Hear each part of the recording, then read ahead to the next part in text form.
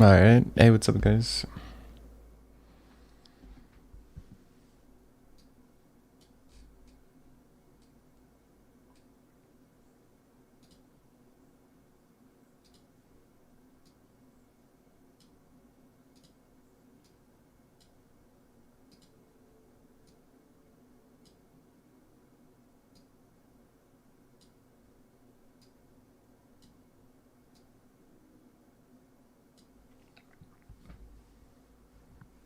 Switch some things quick.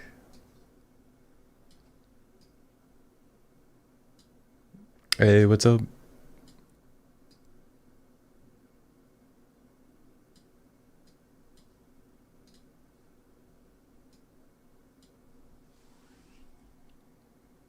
It doesn't look like paper. Yeah, I'm just gonna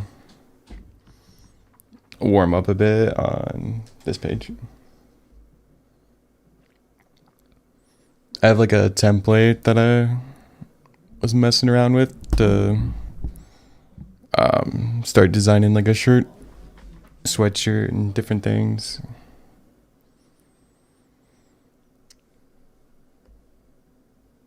Sorry, I'll move to paper in a bit.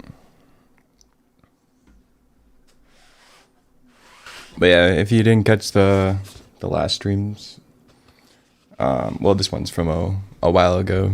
It's like a mini comic idea, and then this one was from last stream that I did,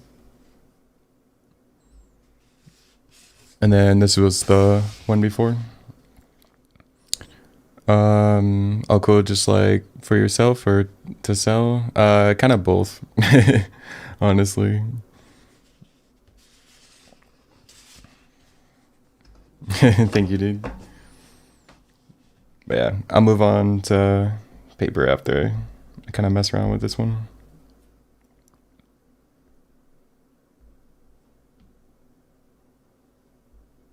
I was debating whether I wanted to do like draw on a shirt and stuff traditionally or digital, but it's so much easier to just kind of have this template so I can see what's actually happening.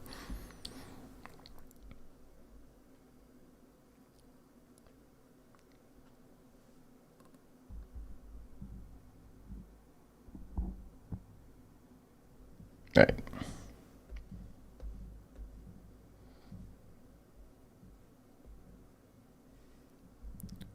I've never streamed. Well, I streamed one time from my iPad, but this will be interesting.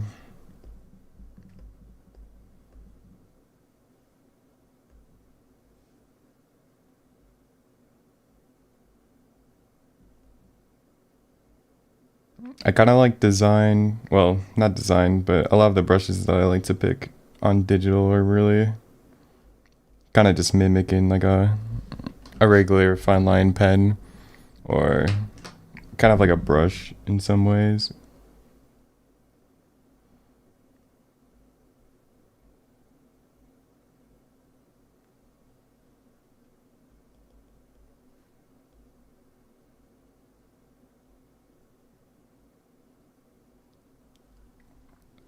Yeah, especially the last month, I've been really trying to get used to drawing on an iPad, because for the longest time, it still kind of does have this feeling, especially when I go from drawing with a brush and then going back to my iPad. It's always the very like glass slidiness feeling.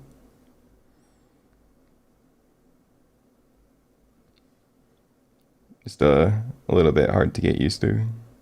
When I was working on a lot of the animations, I was getting really used to it though. So it's probably just a little bit of a minor like adjustment each time I switch between the two.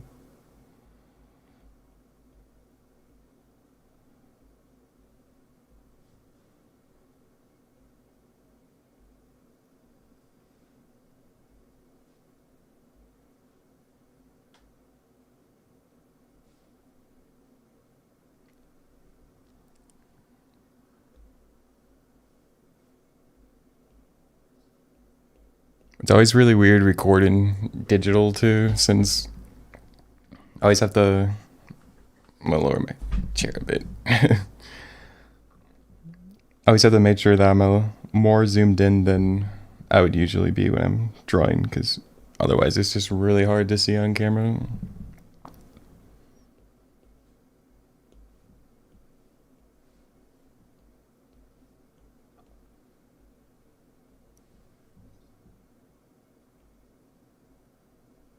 I was kind of surprised too that going back to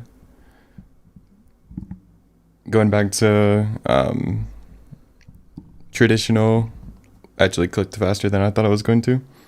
I thought it would kind of take a while to kind of like get back in the groove of the pressure and different things, but the using a lot of similar brushes kind of, I think, helped that. Then I still have like that pressure control to kind of manage, and then switching back and forth is a little more seamless.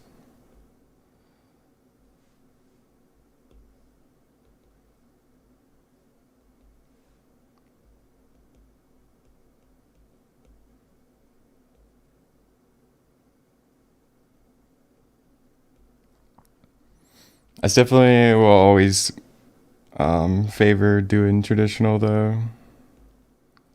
I like the feeling of like being able to interact directly on the page and not have like this glass barrier in between. But there are a lot of good things about digital, mostly like the convenience, I guess.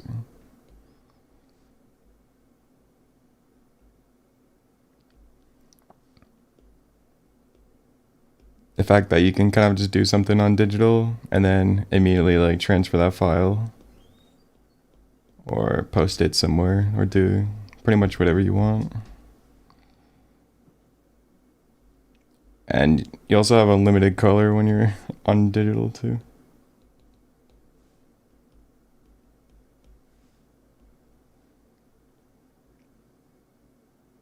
Alright, kind of do the gums on this dragon.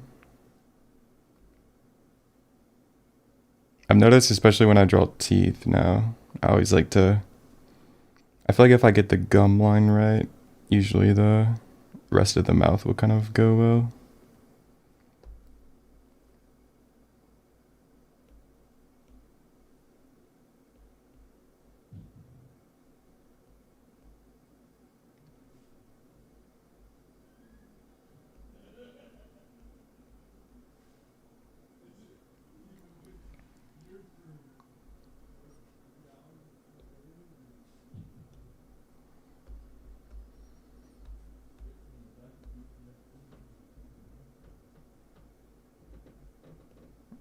I have no idea where this is gonna go, but I'll just kind of like start with a dragon since it's a familiarity.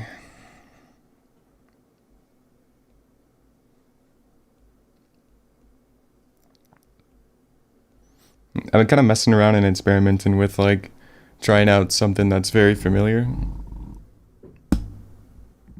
and then kind of like working my way into something that's a little bit harder to do or something I'm like not as used to. Sorry, I'm trying to adjust my mic without blowing your guys' ears out.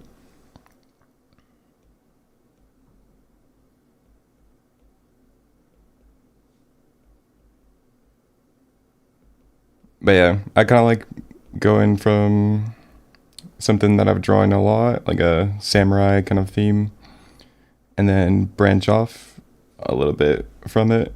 Or at least sometimes. It kind of depends on the drawing, but sometimes I'll start it with like something that I'm really unfamiliar with and then almost work backwards and start putting in things that I'm more familiar with as it goes on. So it's kind of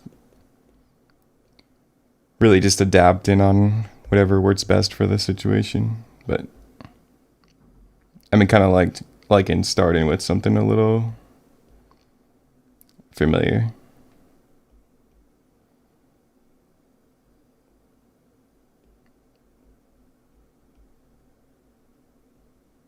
I always feel like the more the space that there's covered on the page, it gets a lot easier to be able to sort of like gauge where the distance is on things, and a lot easier to just kind of like keep snowballing the drawing and getting more and more.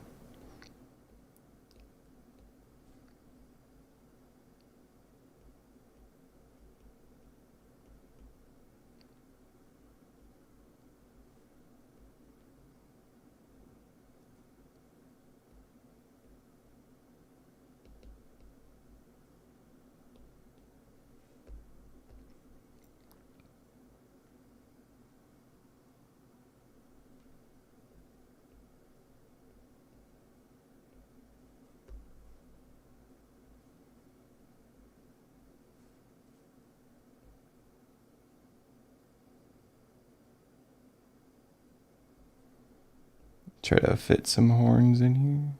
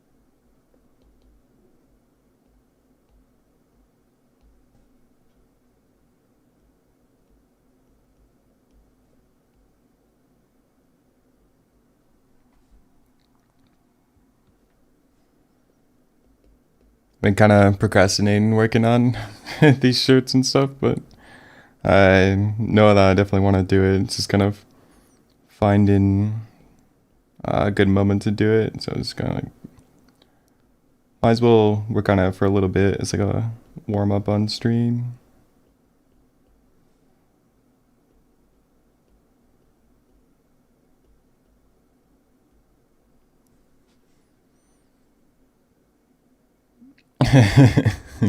Probably not, dude.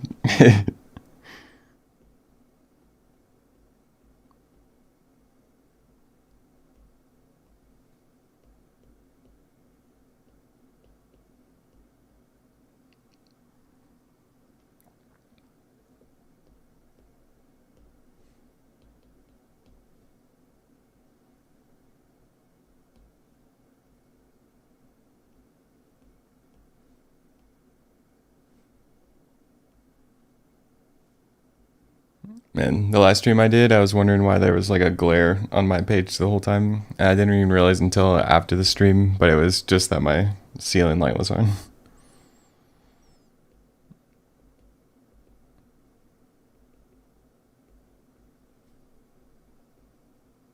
The lighting can be so like finicky sometimes.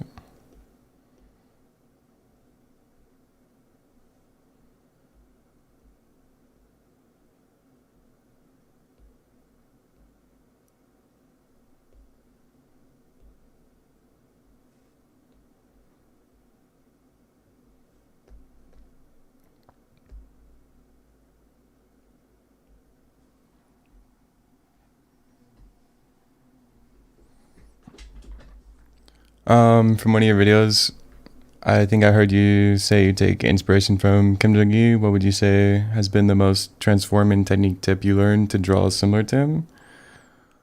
Um, Honestly, the most the main thing that I really appreciate like his stuff for is it sounds kind of like different, I guess, than like the more obvious stuff, but is his like work ethic, I think, is like the main inspiration that I took.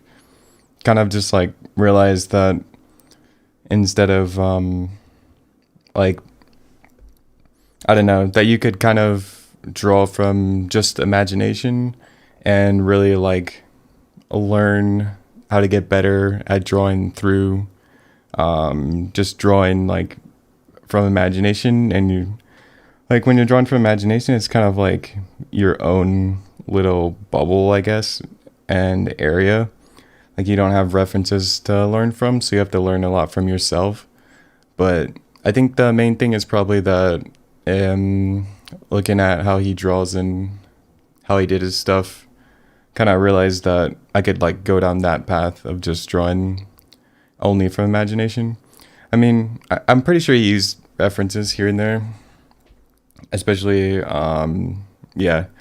But I was kind of debating at the time like what I wanted to do, and I didn't really have much interest ever in like just drawing from references. Like I hate having a bunch of images nearby and having to like look back and forth.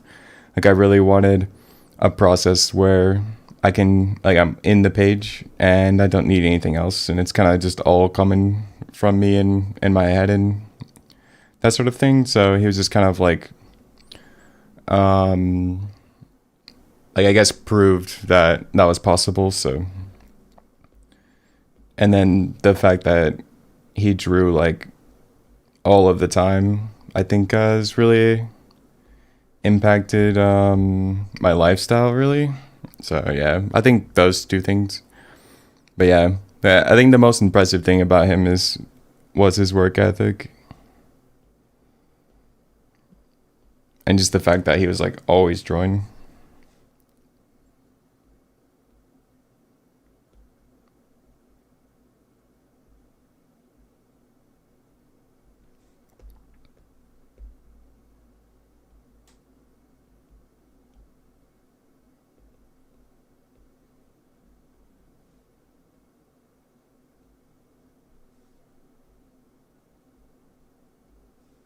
Whoops.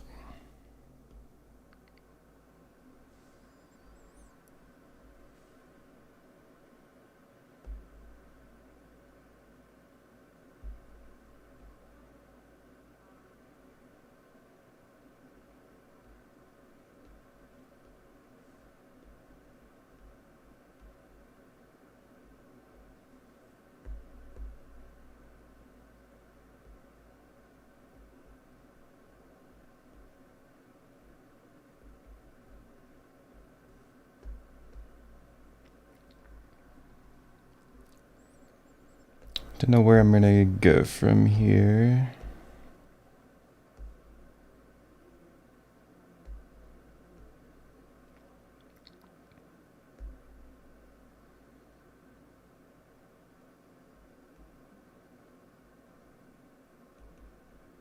Maybe try something a little bit different here.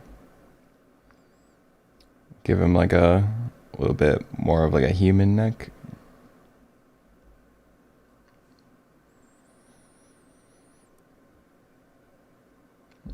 Thank you so much. I guess it really all boils down to liking it and having no problem doing it consistently. Yeah. Yeah, it kind of I've found that for me, I kind of look at like drawing, especially for like motivating myself to draw. Like I have to be able to enjoy the process. And then I would say like the process is probably the most important part, at least for me. It's kind of what I value. Like I like that aspect more than the finished product, like by far. So I've kind of like made like everything to kind of like value that over everything else. So the process, and then like the subject and things, I like to make them what I'm interested in. And between those two, it kind of just like I naturally will go and gravitate towards drawing. Whereas if it's like I was just only hardcore studying books and like models and different things and like really studying like particular aspects, then I would probably not want to come back the next day and keep doing it. So I really value like trying to make it really fun so that I basically spend more time drawing and then I get more out of it because of the enjoyment.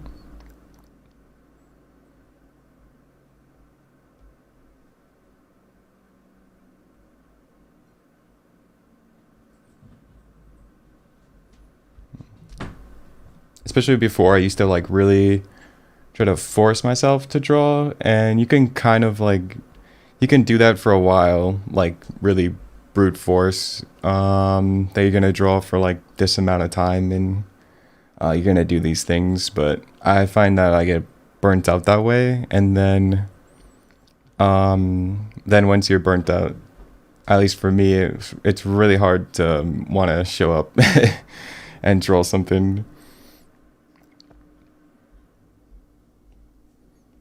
So I think when I was doing that, it was a much more bumpy path where it was like go really hard on drawing, and then it would be like, oh, I don't want to draw. I'm like burnt out, and then it would take like a couple days to recover where I wouldn't draw, and then it would be like, okay, I need to go hard on drawing again, and then just like this cycle. But I found that if I made it around enjoyment and didn't really care how something turned out and focused on making the process fun, then I would come back kind of every day.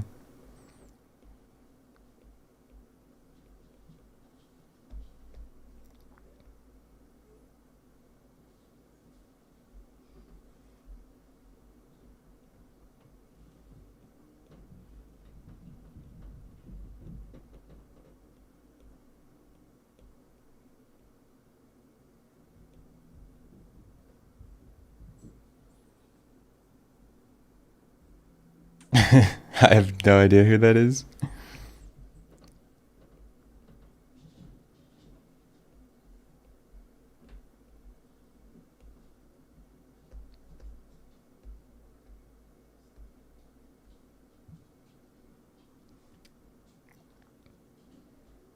Maybe just add some like random shoulder armor to this dragon. Just maybe add a little, make it a little bit more interesting with some different materials.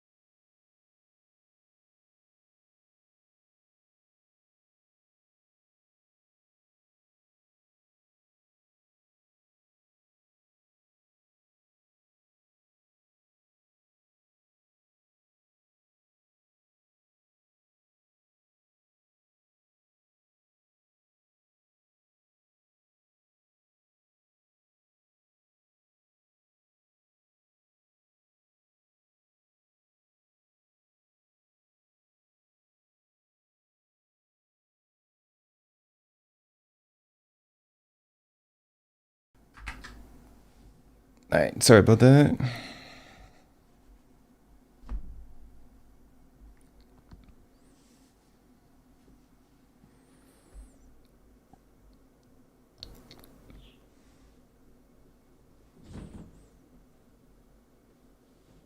the way, Bryce, I'm coming back with food. Okay? I'm coming back with food, by the way. Okay, yeah.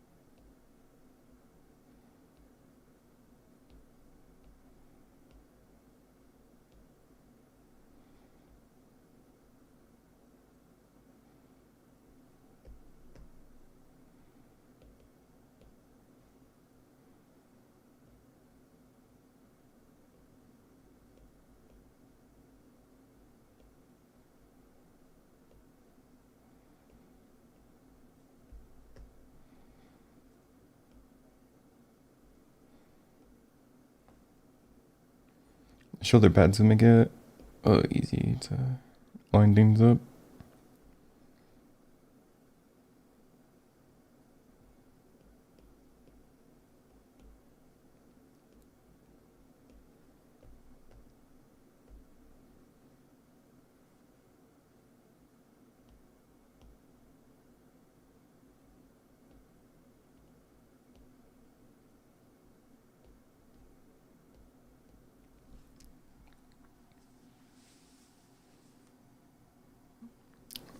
Do you draw all the time with the intention of making a presentation piece, or is it more like just doodles a lot of the time?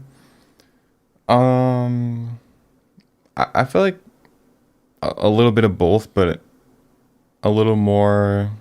I don't know. So somewhere in the middle, because I still care a lot about like making the drawing look interesting and kind of like a little bit cool looking, I guess. But at the same time, I don't really care about the end product and kind of care more about the just like having fun throughout the process. So I'd say like there's moments of each of them. Like sometimes I'll just do something for it to be cool, and then other times it'll just be different stuff.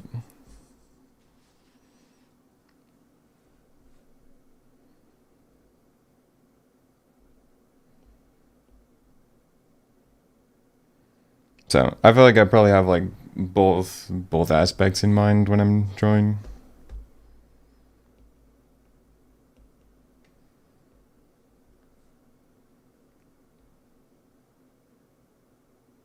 But like you don't really have to choose whether you want one or the other. You can kind of just do both of it for a lot of different things.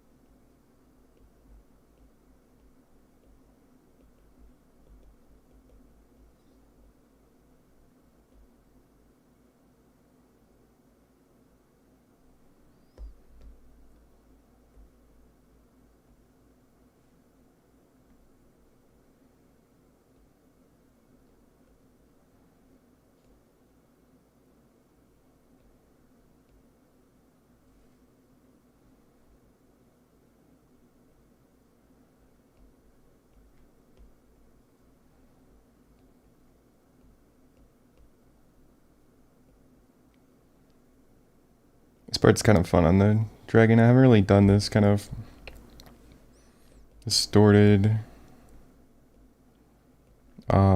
muscles on the chest and stuff, but since he's kind of like this creature, then you can kind of just do whatever for that part, and it won't look as crazy.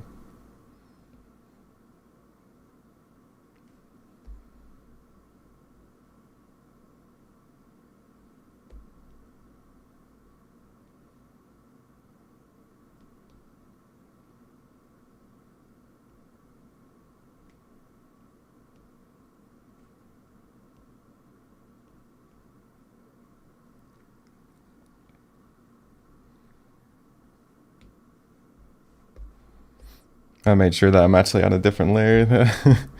I attempted to do a sweatshirt a while ago, and I had drawn like almost like the whole top half, and then I checked my layers, and it was on the same layer as my template.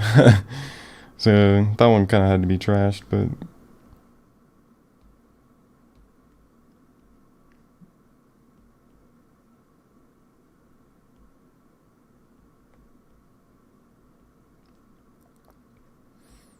so this is pretty much attempt number 2.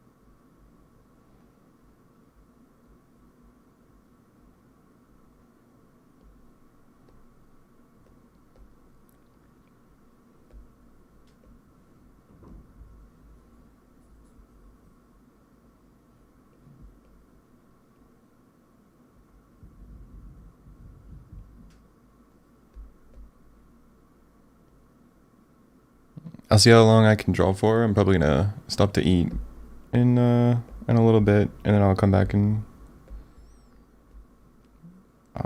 draw longer.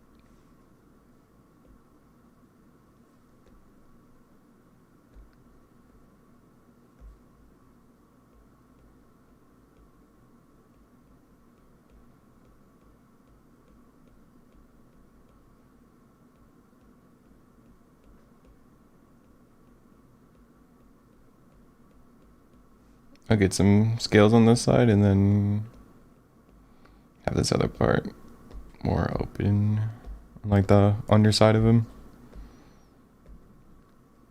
Probably the same thing up here too, and then I can kind of get like a bit more of a rougher texture on his forehead here.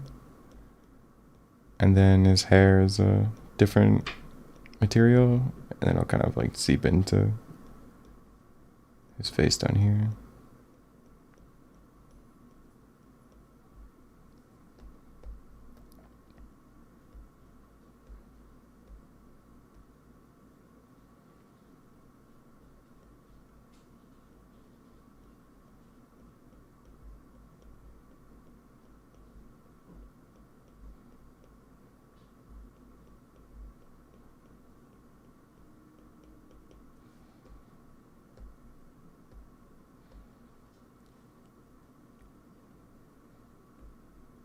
I always find the hardest thing drawing digital is the zoom. Like, it's probably the thing I dislike the most. Is like, to be, I feel like I can't see anything if I'm zoomed out like fully like this. Versus, I don't seem to like ever run into that problem when I'm drawing traditionally. I feel like I can like see better, and mostly I think it's just like the brush size. Like, it's kind of like condensing a huge ass page onto a small page.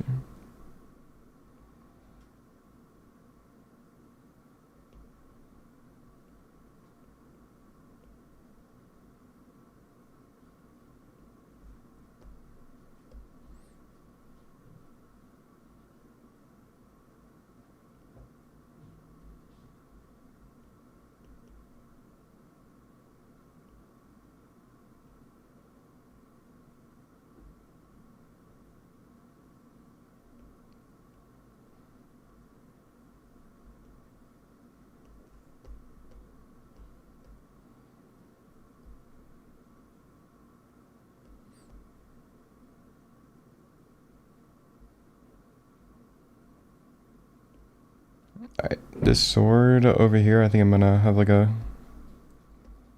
it probably backwards. So it'll be on the page a little bit more.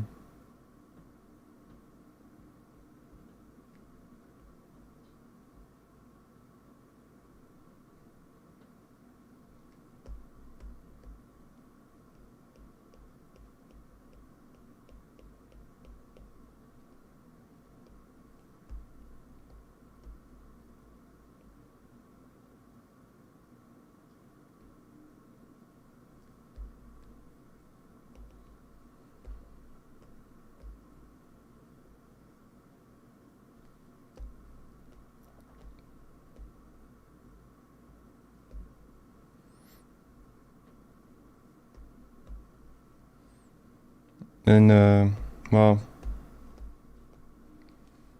I could maybe actually do something here. I'm gonna have a sheath on his back. I'm just gonna run the strap across his chest there. And sneak in the sheath here.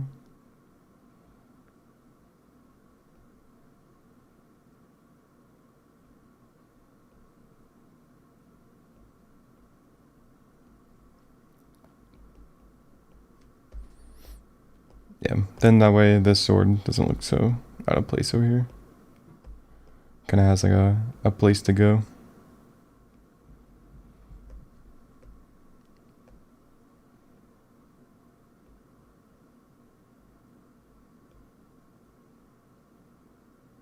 It also kind of just makes his silhouette look a little more interesting and a bit more like in depth, really.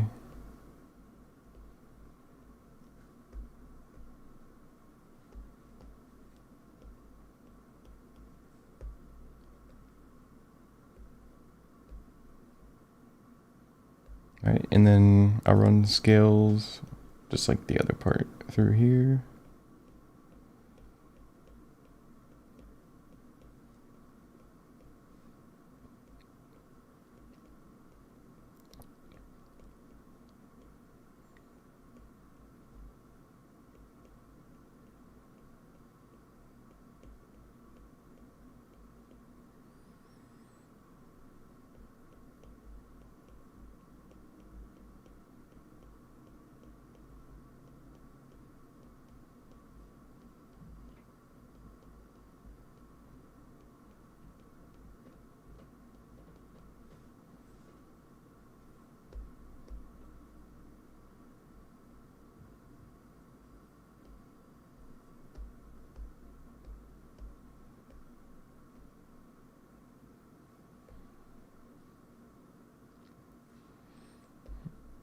And I'm gonna bring the pants out a bit. I might add his leg in here too.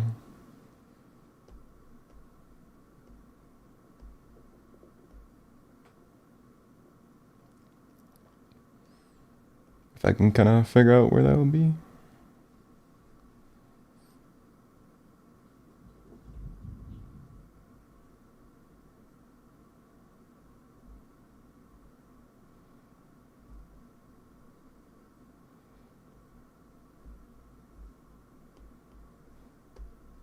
I have it kind of like bent out to the back here. And then on this part, I'm going to have the scales on the front since like the bicep and the hamstrings are very similar. So I'll do that same kind of reverse thing so it follows a little bit with his anatomy.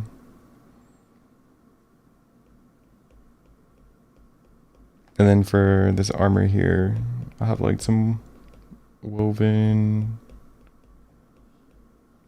knots over here to kind of add like another material that I haven't done yet.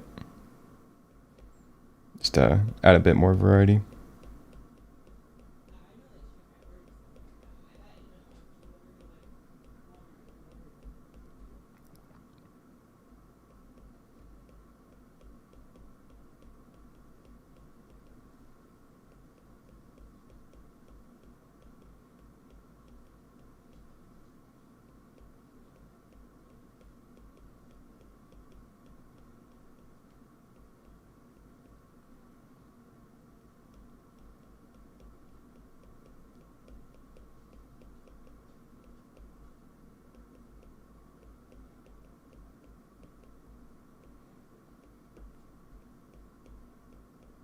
Whenever my pattern gets a little bit messed up, I'll just kind of like try to change it up and make it look like maybe the woven part got a little worn down. Usually every time I do some sort of pattern like this, it'll usually come undone a little bit. It's a little bit tricky to try to get it even and symmetrical the whole way through.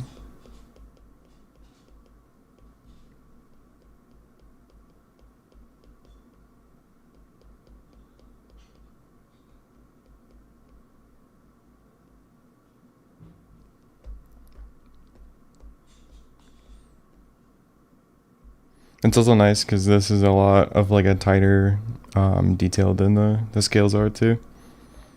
So there's a bit more separation there.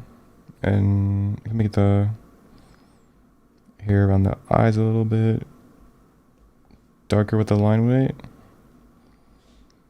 Since I noticed it's a little bit of a lot of the same lines around this area. Especially this fin part and under the ear and along the hair on the outer end. I'll probably go through with a bit of line weight and get a bunch of these different areas very separated.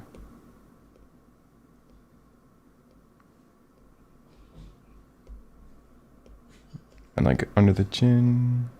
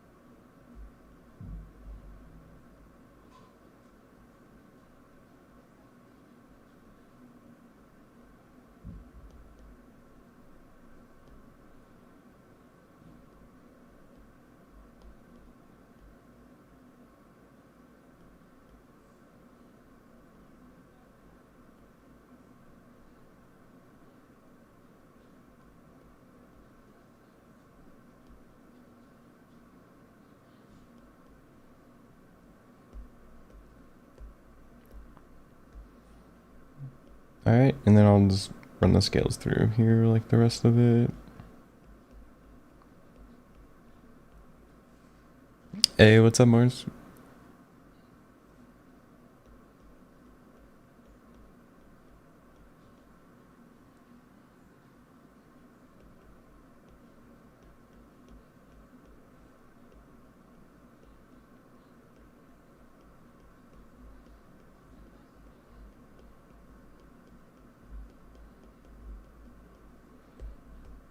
I'll try to add a bit of variation so it doesn't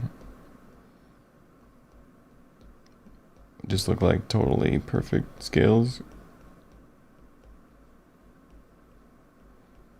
Kind of looks a little weird if it's all perfect. It'll kind of makes it look like a stamp or something like that.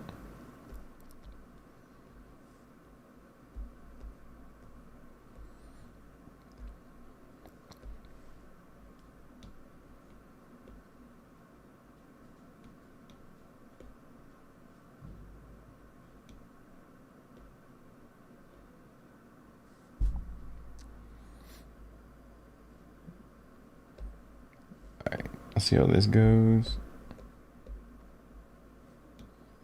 I haven't tried this before with this brush, but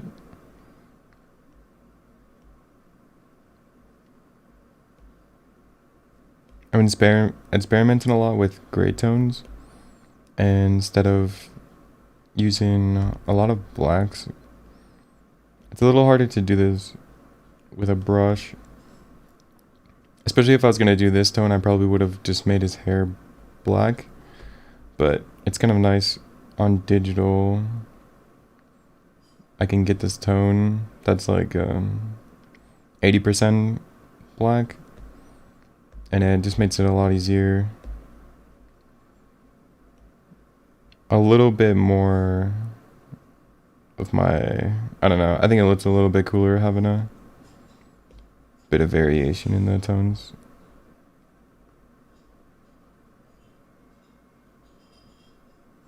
But it still kind of provides like that separation between the darks and lights and like a really high contrast. But then since it's not totally black, then it gives it also a little bit of a blend to it.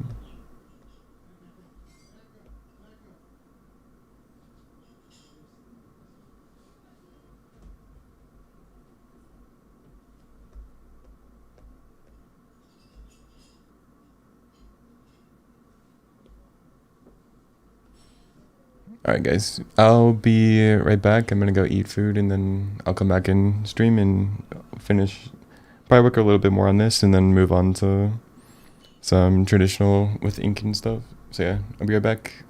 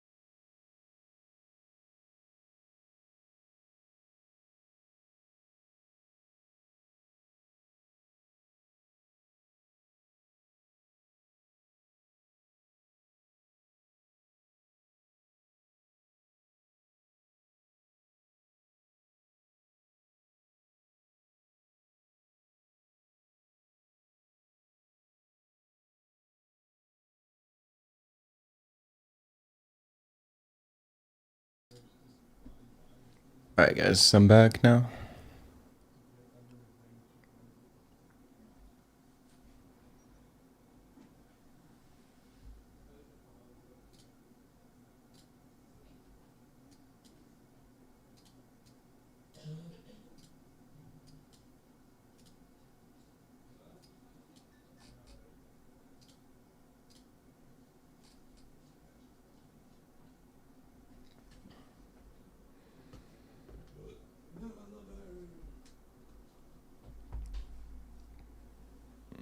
Hey, how's it going? Pretty good. Working on drawing a shirt, or sweatshirt for this one, but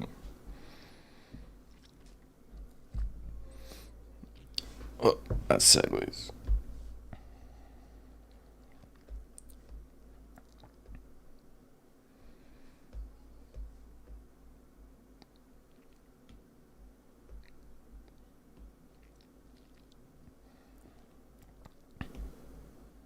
I've been trying out a lot of gray tone, especially like I always like doing solid colors or like the local values of things a little bit more than doing light and shadow. I think it just looks a little cooler.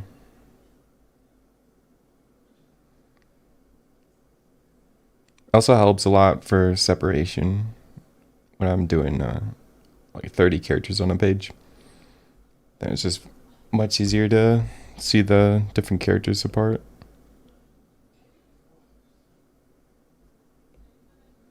Doing shadows can make it look a little more unified though.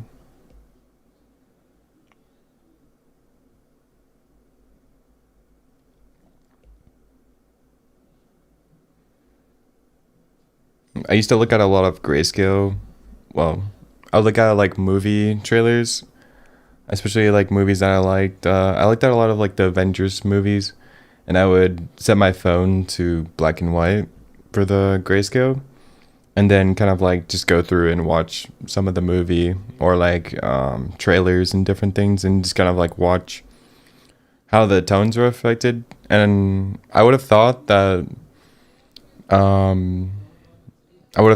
the shadows would have been like the main thing, especially. I don't know. I would have thought that the shadows would be very dramatic and different things, but I noticed that the main thing was actually a lot of like the local values. So like a blue would be a much darker, like a navy blue would be a lot darker of a tone, and similar to this dark gray, or like a black might look like this. And I noticed that the local values were a lot more like seemed more important for making something look realistic. So I don't know. I just kind of like the solid colors. It's a little easier to manage than doing a lot of shadows throughout the drawing.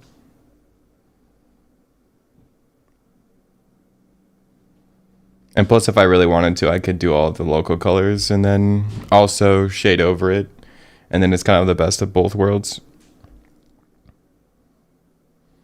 But recently, I've kind of like to give myself a little bit of like a cutoff point where if I want to go further on a drawing, like render it out or go full color, then I kind of have that choice. But I also sort of want the choice to like leave it at a more simple thing where if I get burnt out at a certain point, then I can always just kind of leave it how it is and it will look like semi-finished still. Where I noticed if I start coloring a drawing and like I kind of like to like spot color more, like this one. It's a little bit more of a spot color, but I still have like areas that are left uncolored. But I feel like it doesn't like feel like it needs to be fully colored. But if I added more and went through like all of the armor pieces and started coloring that, and had like about 60 to 70% of it colored, then it gets to a point where like then the areas that are left white look a little bit odd and they look like they should be colored. But I feel like some kind of like middle distance there.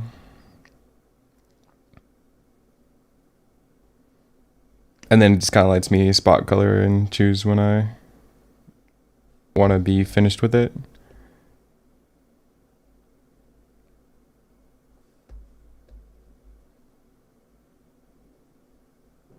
Plus it's kind of nice to leave a lot of like the gray tones.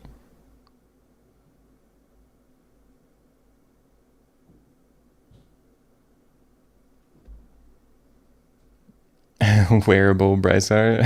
Yo, well, we'll see how it goes. It might end up kind of cool.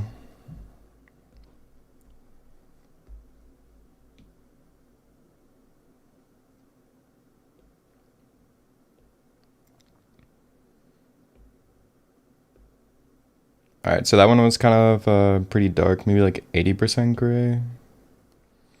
So then I'll go to like a 50 and see.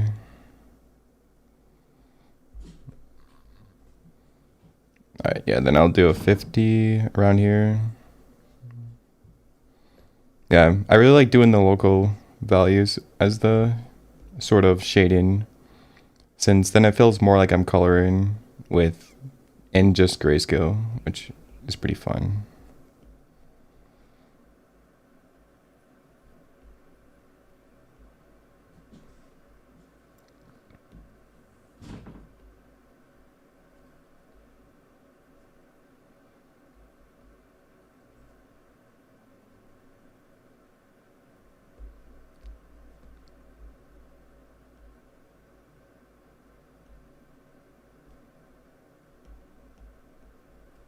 I'll go a little dark on like the trim. I just kind of go through and like try to think in my head of like how dark some of these pieces would be. So it just kind of like simplifies it, makes it a little bit easier to kind of like digest what's happening.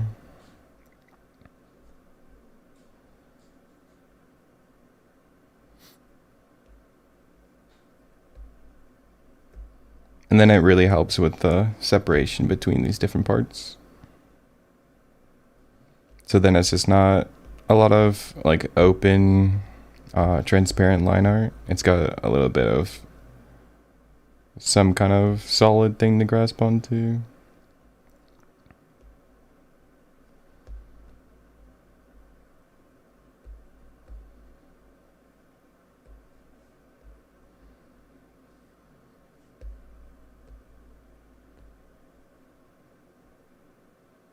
I think for these pans here, I want kind of like a middle between this really dark and a little bit lighter.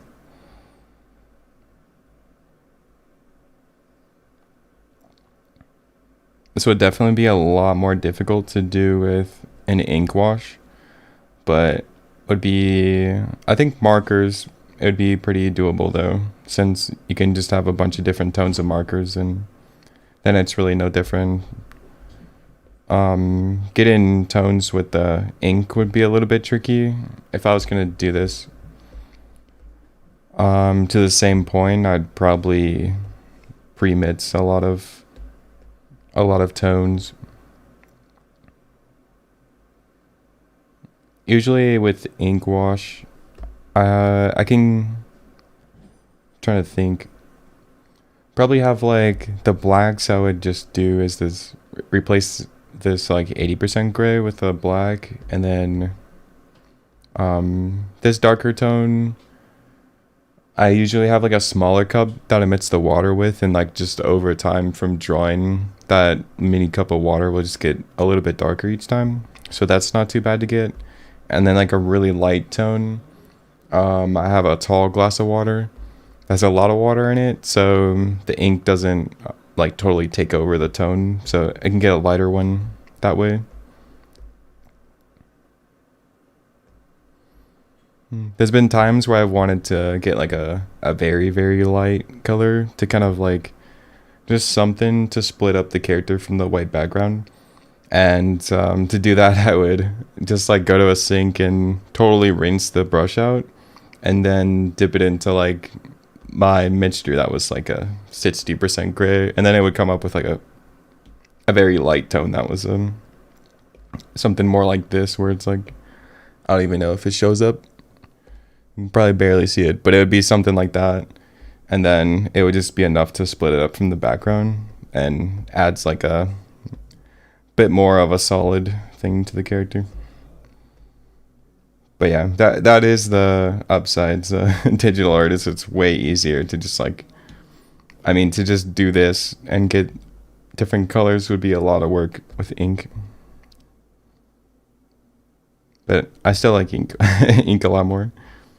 It's just a lot more fun.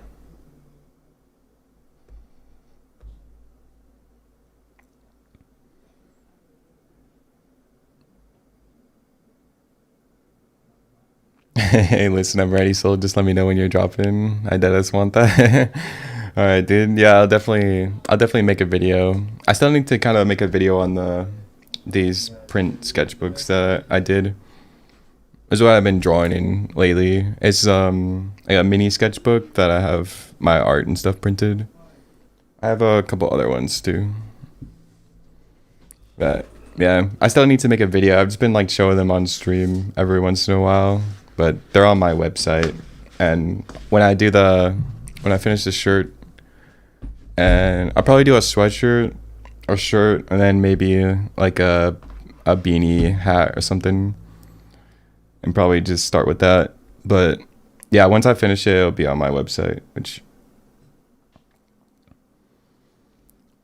yeah, I made with some help a website that it's in all my descriptions now, and it's basically like my art collection books and anything that I come out with will just be all in one spot now, so it's not like a scavenger hunt to try to find where all of my stuff is anymore. I used to have like 3 different links to go places, but now yeah, everything should be on the website.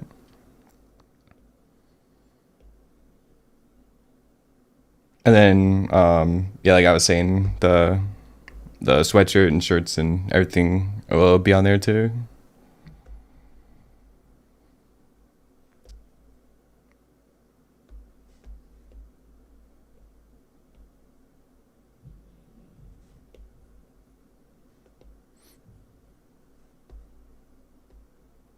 I'll probably have the armor down here a little bit darker.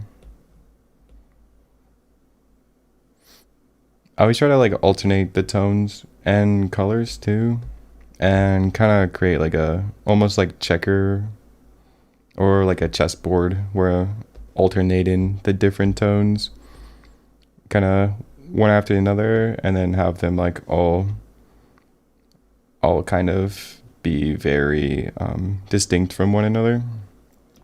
Same with when I'm doing line art too. I'll try to add a lot of variation, which is a lot of why I do try to get as many different materials as I can, sort of alternating like the face to the scales to the horns, and then the fur and the armor, and then like the leather straps and different things. Just kind of try to alternate between those different things.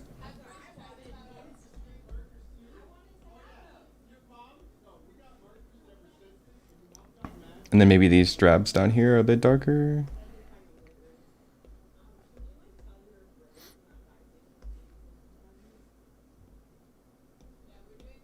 Make this sword a bit darker too.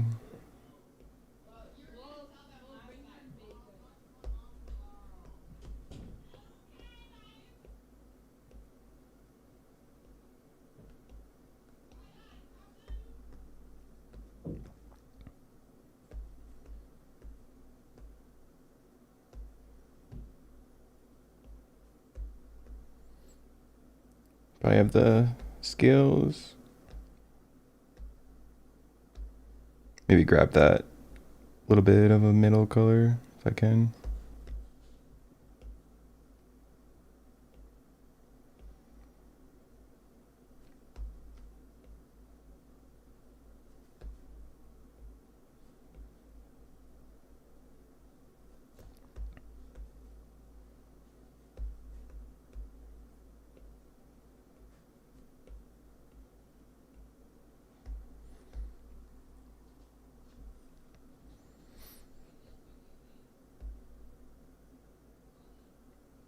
Alright, now I gotta figure out how I want to do the horns here too. Maybe I'll have this not darker. Really not much difference between this color and the darkest one I have on here, but it should do for this area.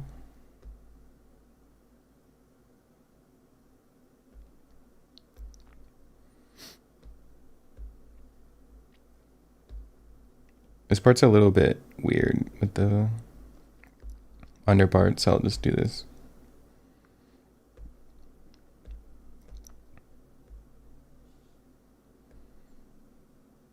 Actually, I think that's just the arm. Alright. I think it's crazy that I'll get to this point in a drawing and I don't even know what I drew in certain areas.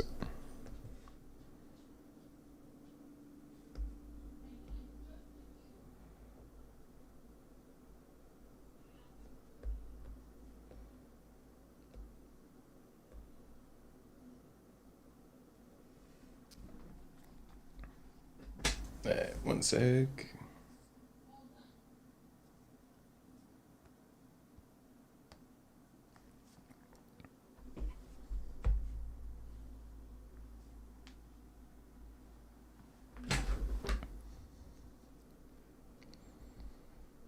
Alrighty.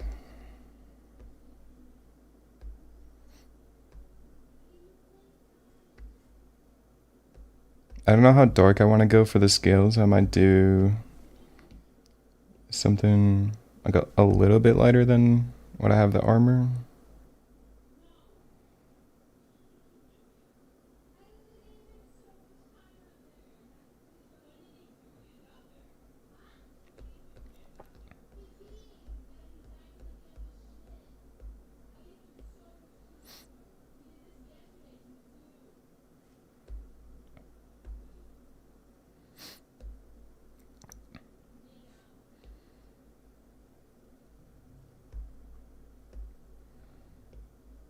Yeah, doing the grayscale, I've kind of been like leaning them a bit more towards it each time, since it opens a lot of like opportunities for spot color into.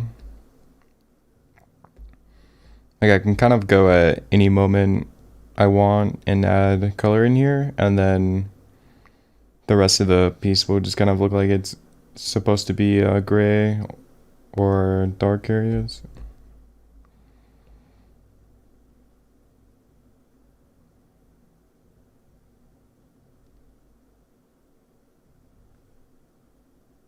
Oh, missed the fur around here.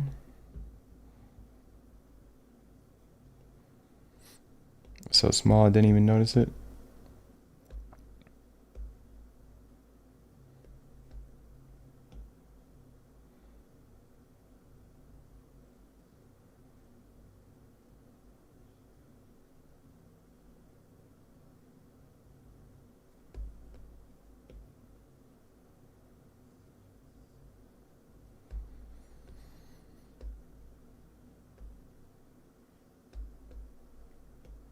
Get some of these scales.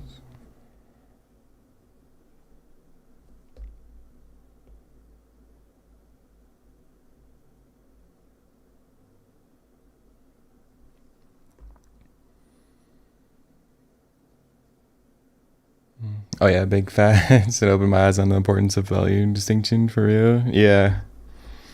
Yeah, I'm having a lot of fun with it. It's a little bit of a different mindset than how I was drawn before, which was kind of just doing the line art and then going through and shading immediately after. But then that way was just, I felt like very difficult to navigate through, and this is just a much more like simplified, a lot easier to get something to look cool, I think.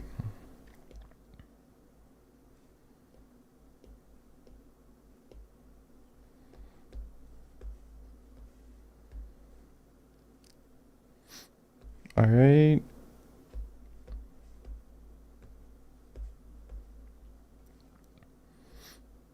I'll do this sort of 60% gray in here. I think it's like 50. I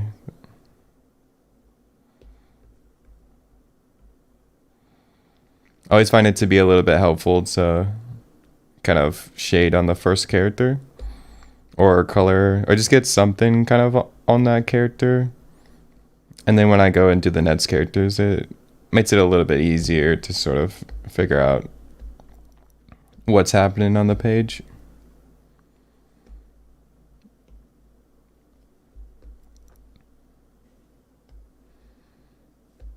All right, now I'll just copy what's on the other side with these ribbons.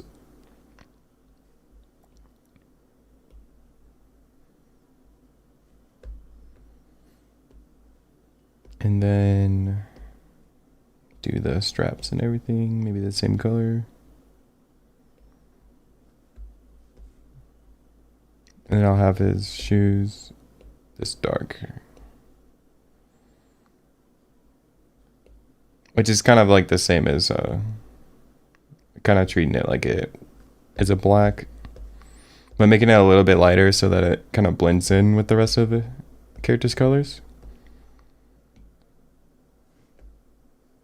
And grab this scale color, get it kind of like as light as I can before it would go completely white.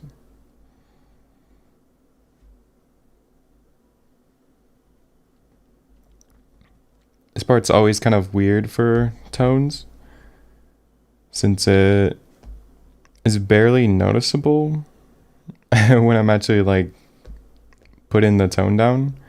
But then as soon as it's like across the whole drawing, then it's like very noticeable that it changed the character.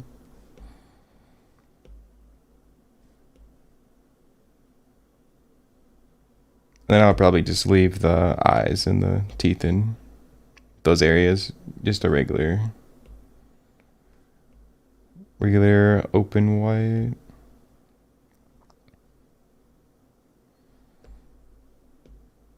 Since I kind of ran out of tones to be able to actually make a difference in it anymore.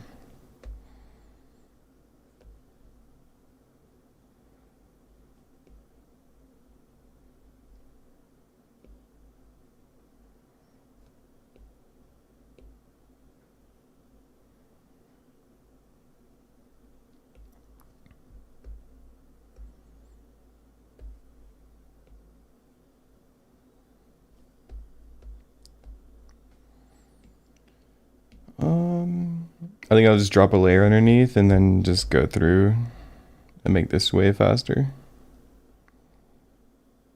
I don't have to worry about coloring the eyes or anything. So.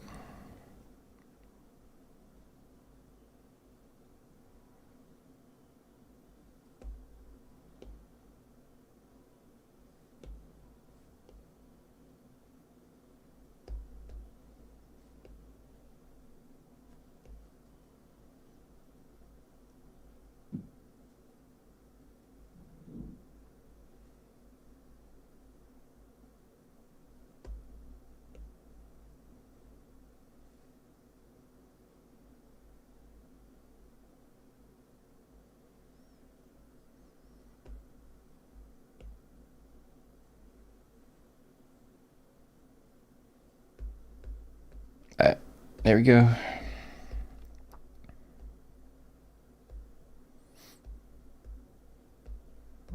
Yeah, I really like this like kind of look because it looks like it's colored in a way with flats, and then if I really wanted to, I can make like a multiply layer and go through the whole thing and finish it off that way. Alright, I'll move on to some traditional stuff now.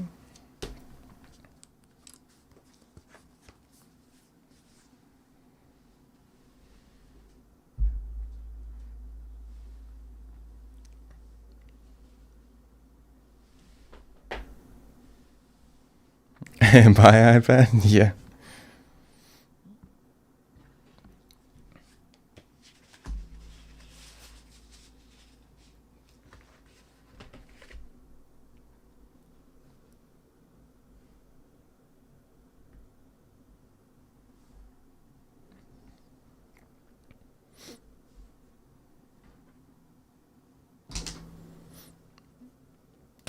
I'll see how much ink I have left in this brush pen. I've been using it a lot lately, so it's probably starting to run out.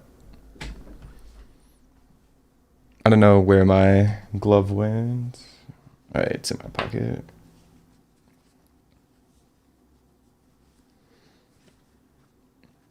It usually doesn't matter if I wear a glove or not, but just this like color ink that's in these pentel brushes is very smudgy and slippery, so whenever it's on the page I do like anything to it and it just starts smudging.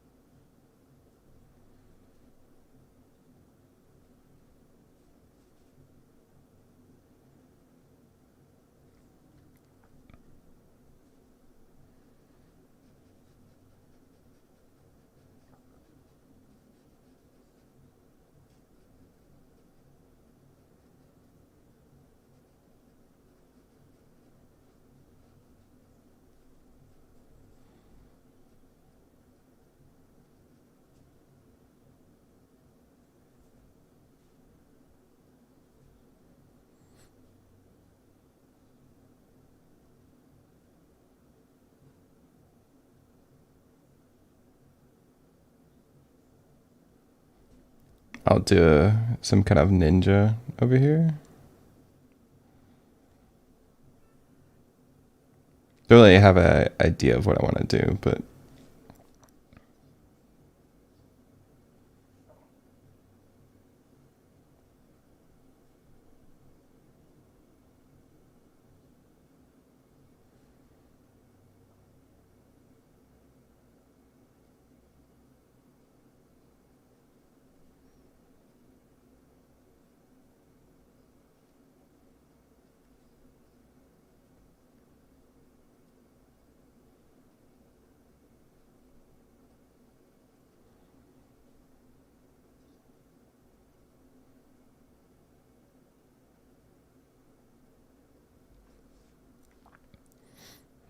man, your drawing skills are amazing. Thank you, dude.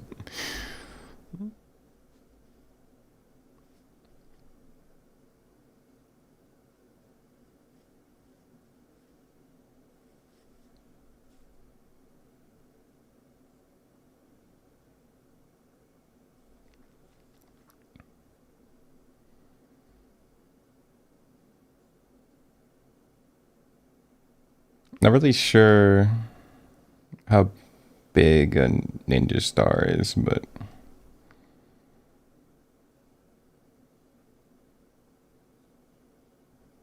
I'll just guess on the size.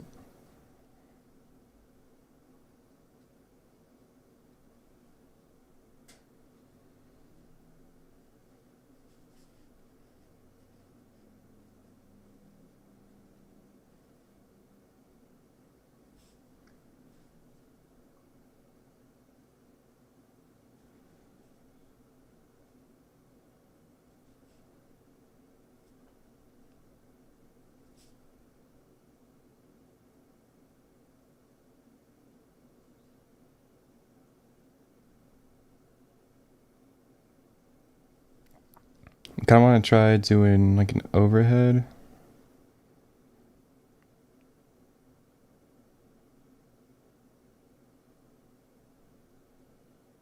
Like he's kind of unsheathing from this back here.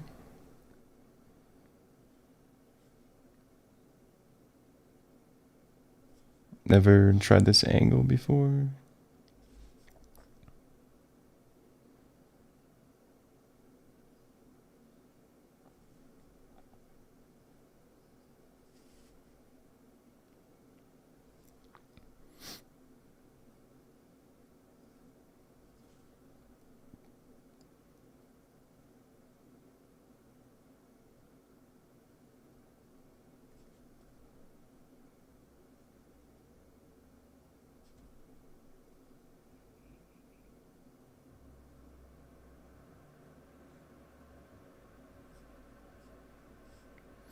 I'm surprised I don't draw ninjas, honestly. Like when I was a kid, they were like my favorite thing.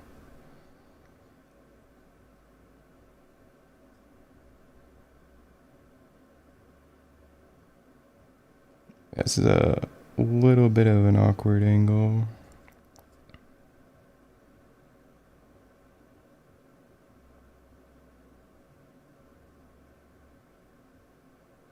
Sneak his shoulder pads in here.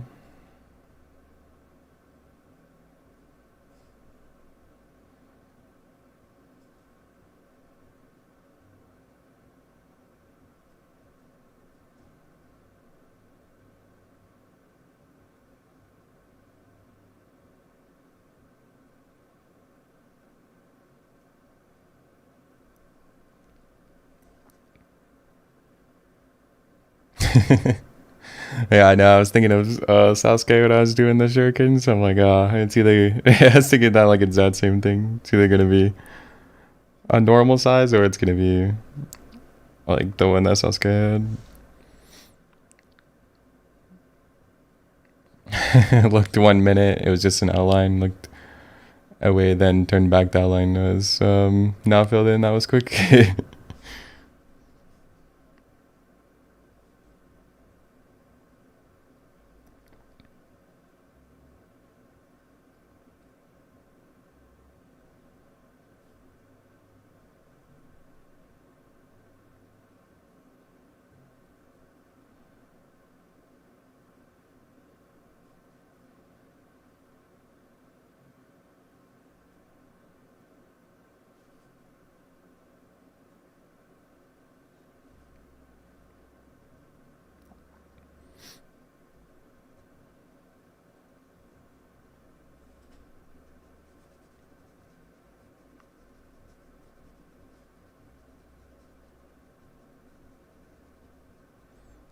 I think the cartridge is getting a little bit dry.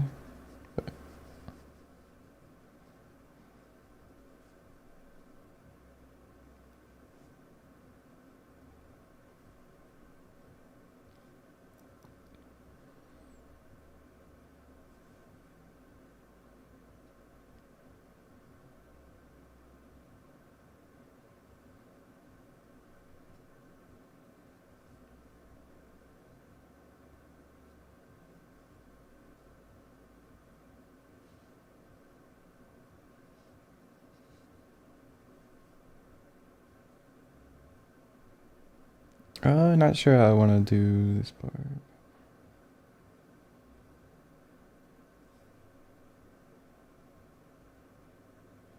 Yeah, I'll just do stripes. I'll just smudge too to get some tone in there.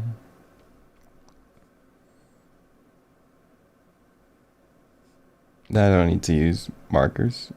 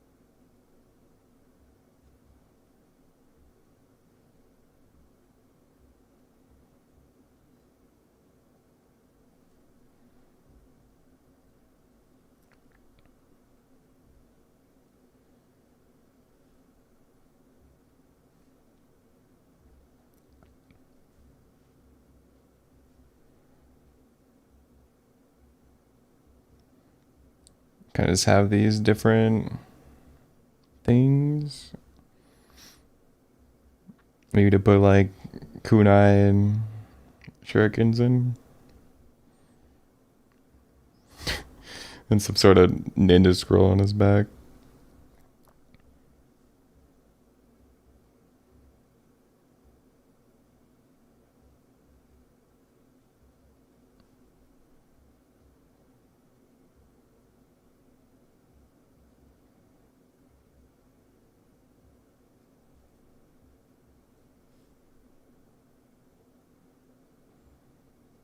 I was like doing these patterns. It really separates the cloth from the rest of the character.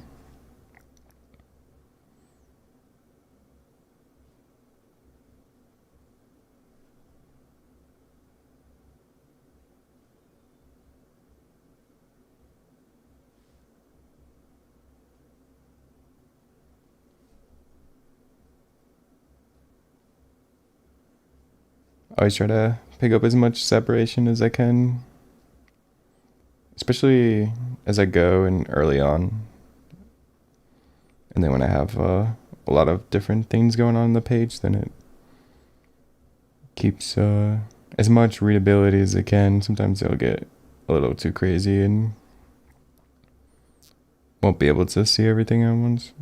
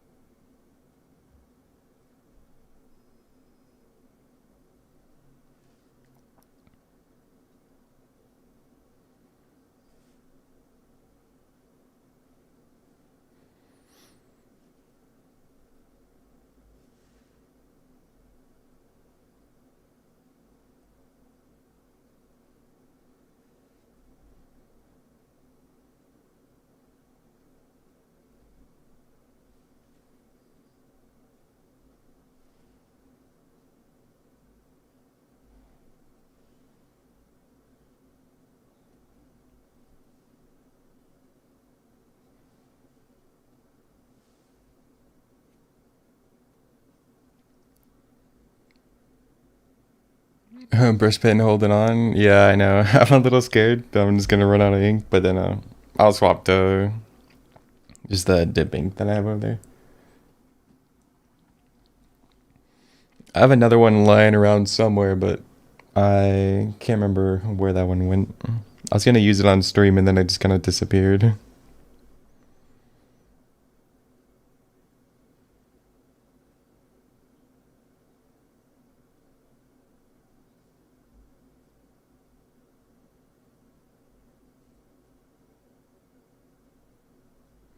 I feel like it's always when I feel like there's a lot more ink than there actually is that it runs out.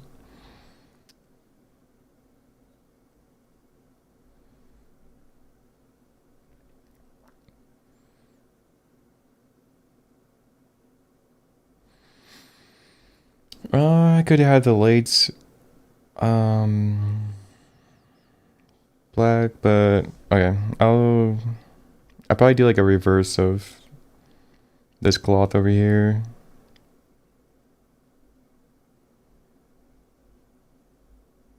Well, I'll do the same one, but it'll just be black instead.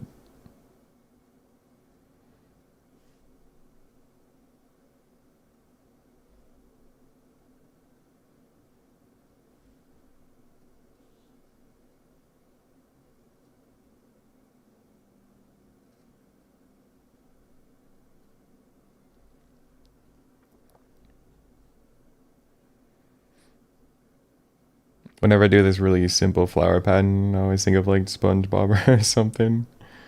Like their shorts.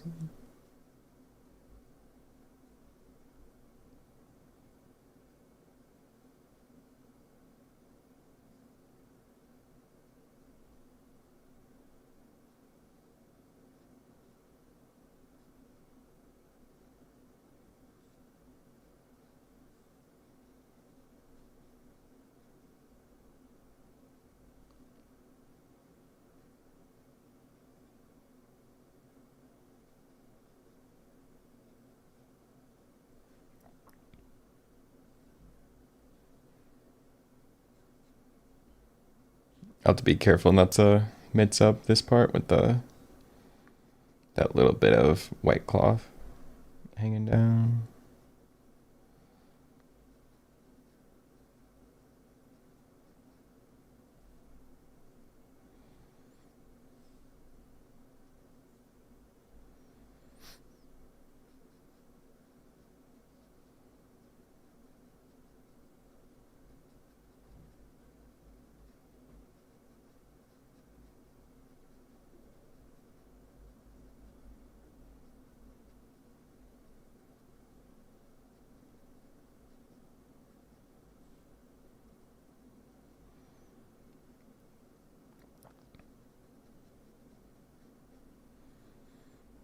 The SpongeBob flower patterns, yeah. You're gonna head out? Alright, man. Take care. Hope you have a good rest of your day. Enjoy stopping by the stream. Yeah, there's SpongeBob flower patterns now refill.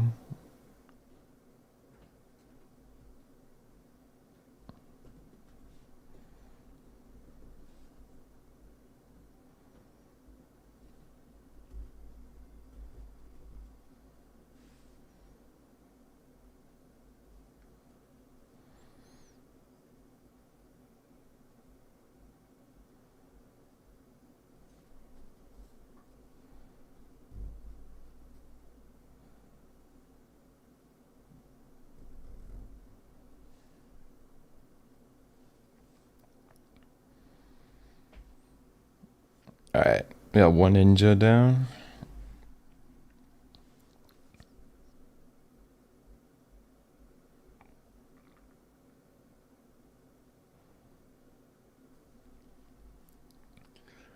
Only 100 ninjas to go. I could honestly just make the whole page ninjas, which could be kind of fun. Maybe I'll do that until this pen dies.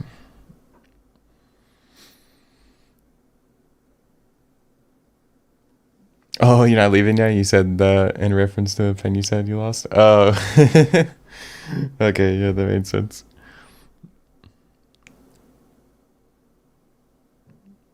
Yeah, I read it almost like backwards.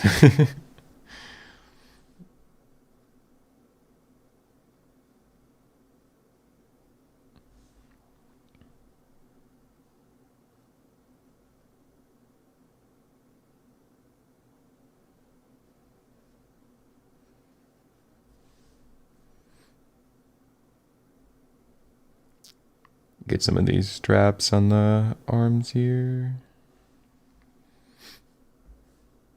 That's a little bit of movement to it.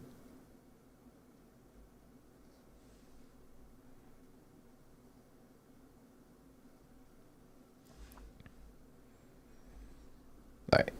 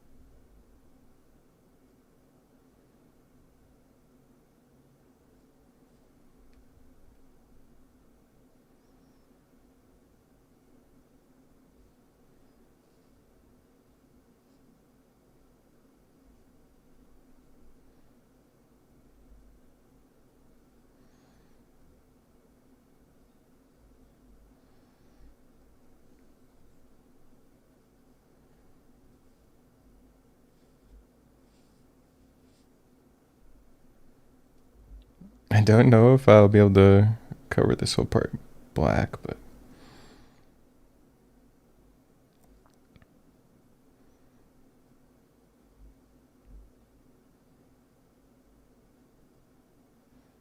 I'll probably just smudge it a lot so it can spread out the tone a bit.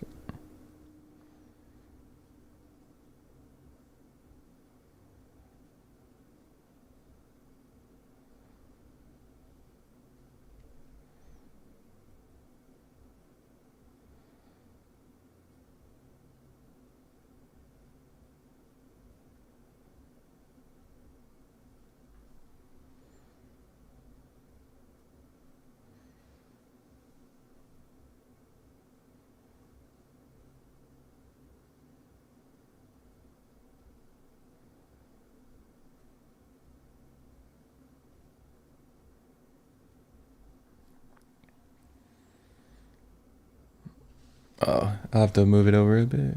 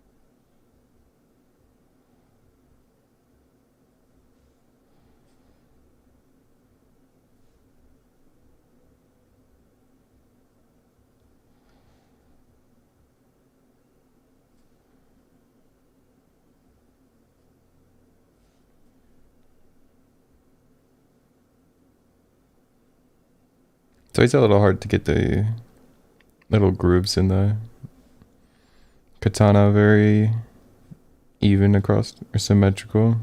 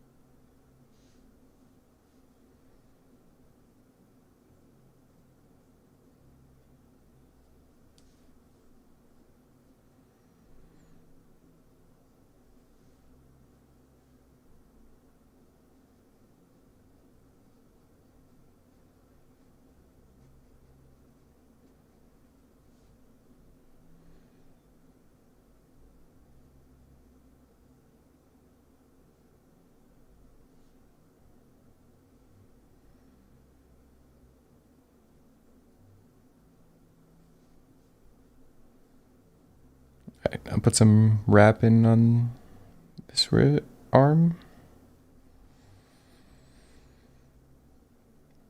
And then in between these fingers, though, do a shuriken.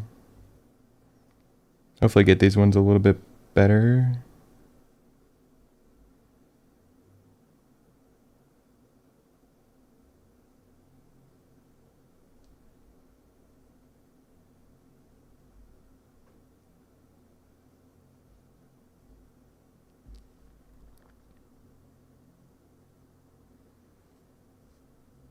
Kind of squeeze them in here too without messing with that other character too much.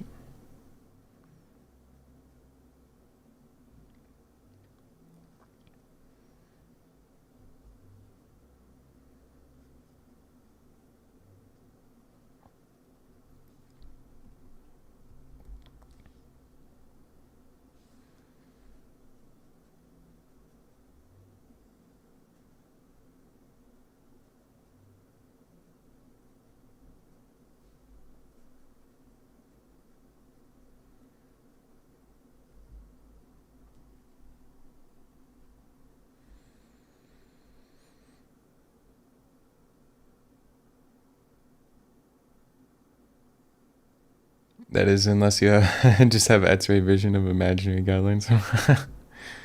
I don't feel like I do.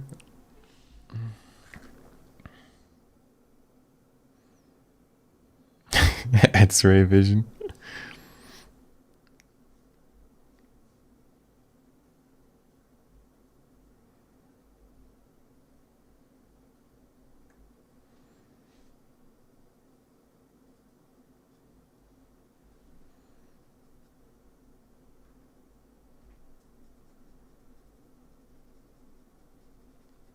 Alright, we'll see how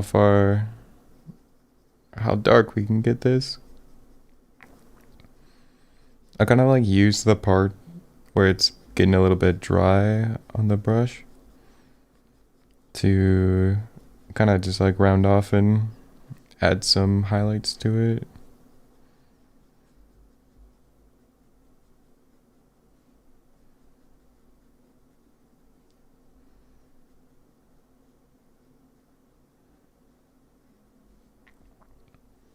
I'll try to get it a lot more solid on the edges. A little harder to do when the brush doesn't want to give me that much ink though, but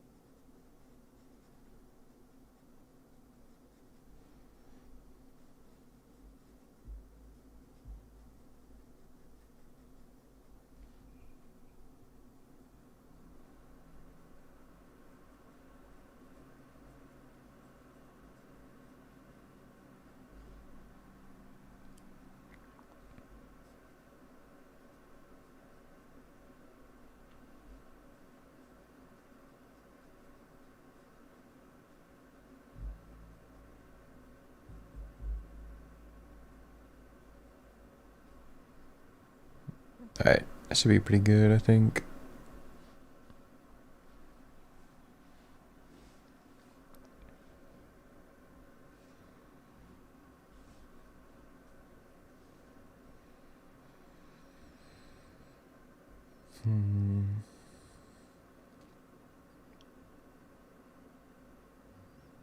Alright, and then I'll have... Yeah, that's a little dark. But I'll have these arm pieces, a gray. Whenever I shade back on areas, when I'm smudging, I kind of like to go through the lines already made, so that I can kind of get enough ink down.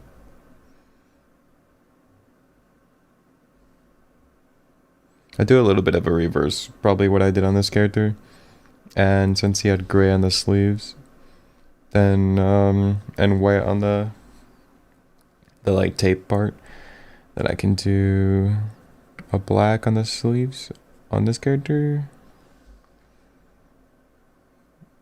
It's gonna add a bit of variety to their designs. It's pretty hard to use a brush on the edge of the page though.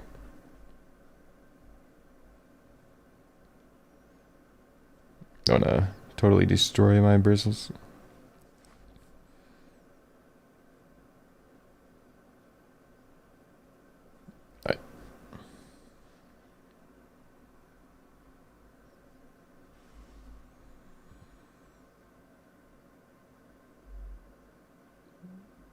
So far, so good nonetheless. Yeah. It's running out of ink, but like, not too bad.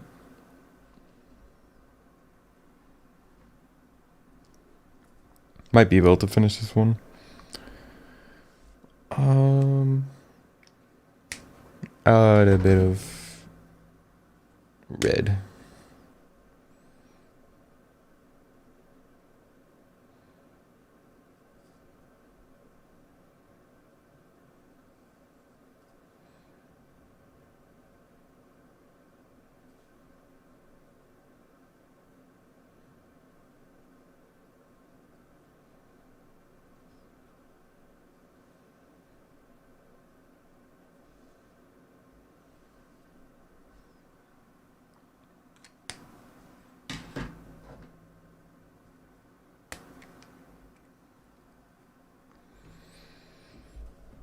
Alright.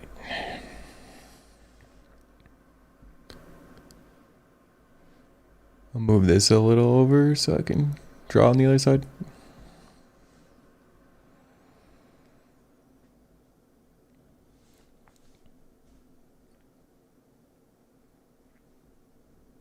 I kind of want to be a little bit different with this one.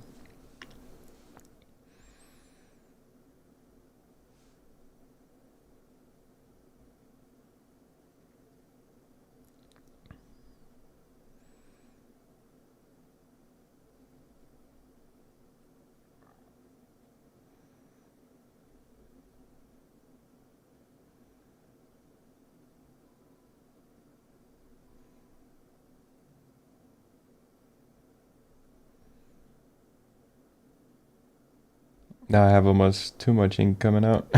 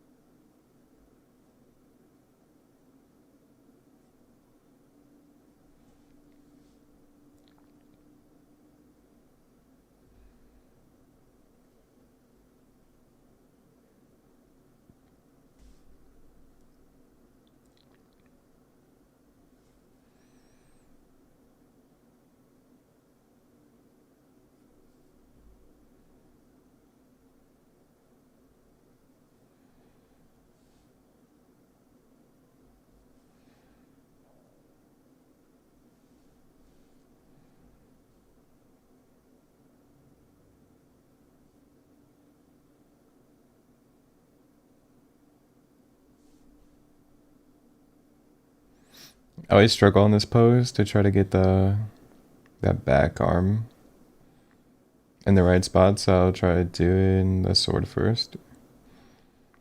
Wait, and that should kind of help me.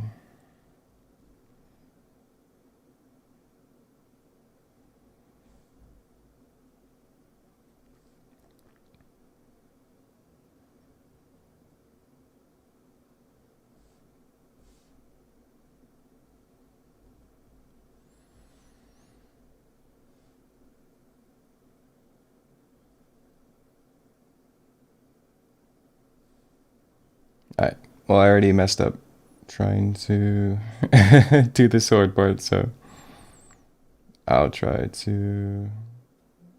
I'll just shift it around.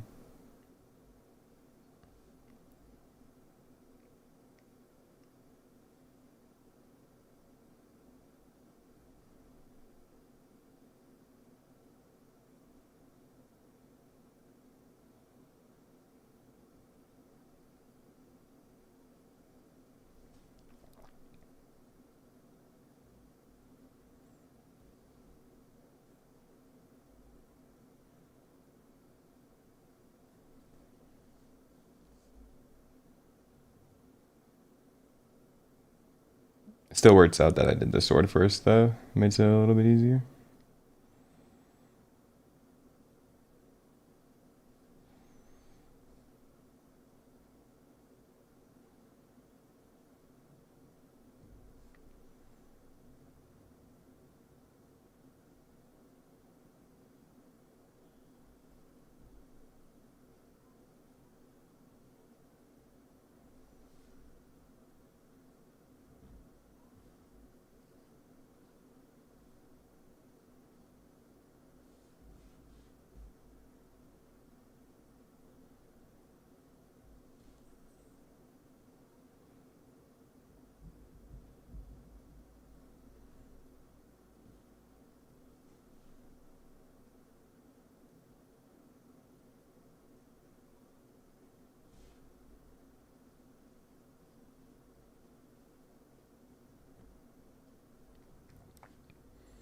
Time to improvise. Yeah, exactly. Probably happens on every character that I do.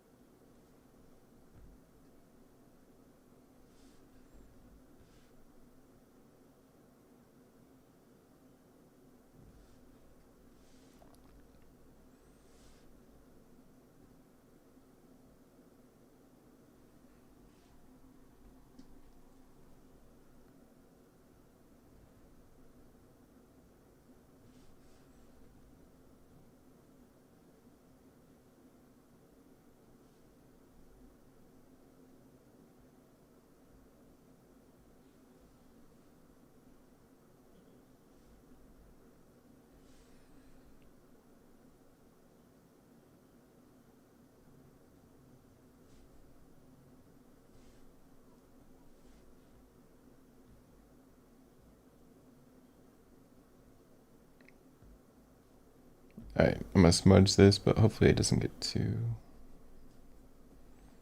Alright, it didn't go too dark. It's nice the paper's a bit heavy, or at least really textured, so... I used to use a lot of Bristol paper, and that would get very... It was almost too slidey, so... When I would go to smudge sometimes with the brush pen, it would be very, very dark. I would just smudge all the line and lose all the detail.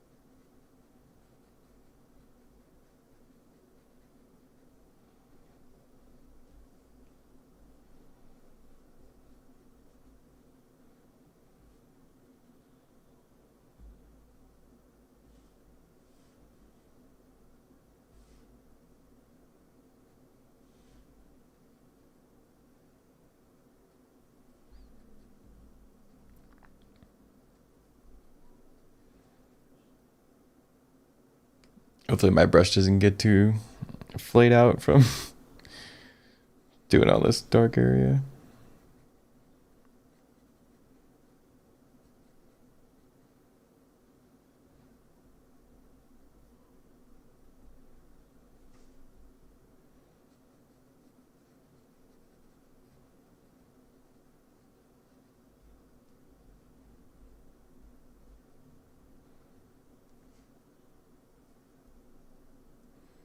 Alright.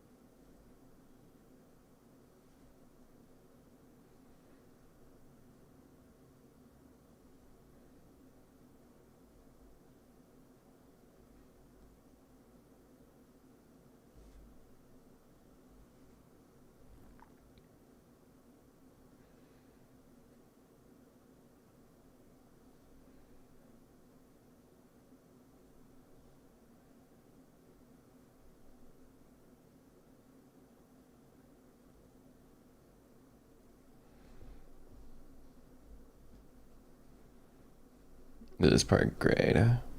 Break up a few of these parts. Thought about doing the armor gray, but it would kind of ruined a lot of the white armor that's up here.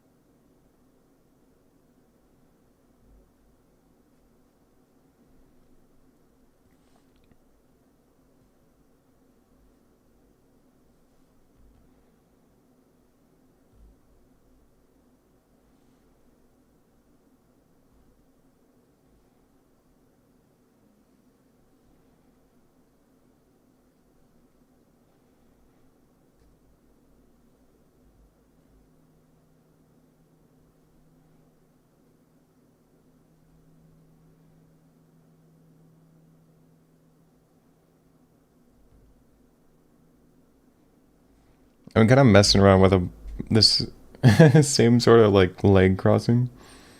Kind of it's pretty fun.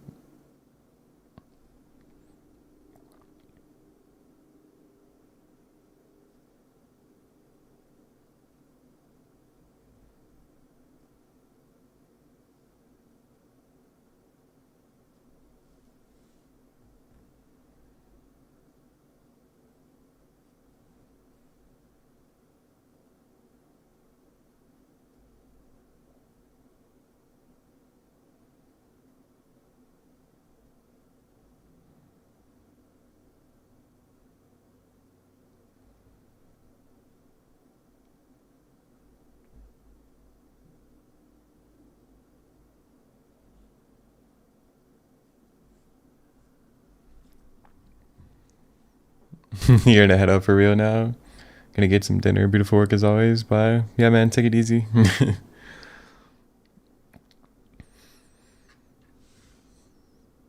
Hope you enjoy your dinner, dude.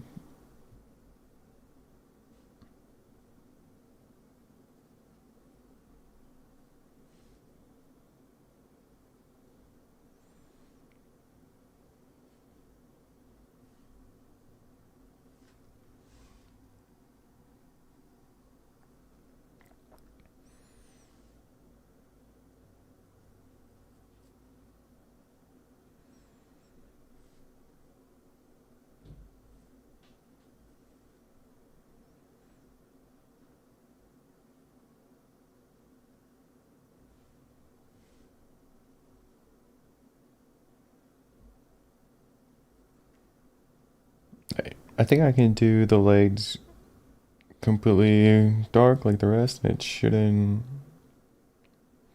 really mess with the rest of the piece too much. Don't really see anything off the bat though. Contrast with it.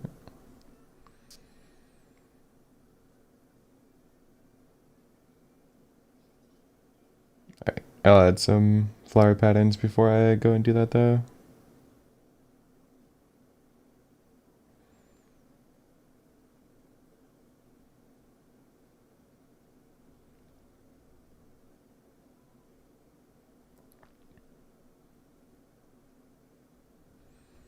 I'm pretty certain I want to leave this area white.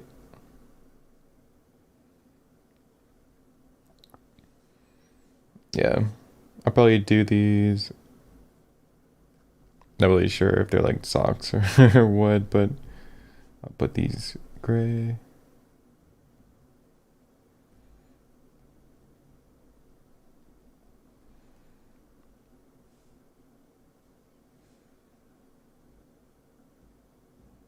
A little hard to get a very solid like flat color and smudging, but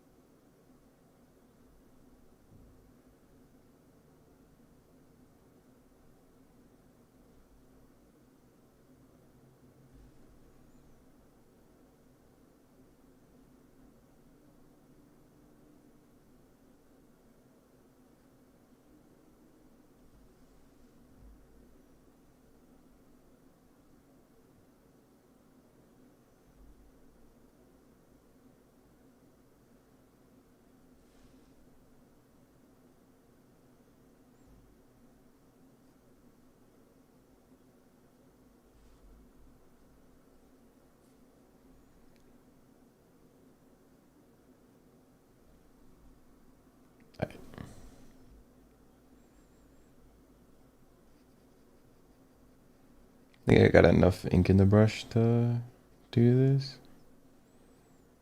Hopefully. Probably have my highlights. At least on the leg, maybe just like a simple on the kneecap. Do like a little bit of reflected light on the side, but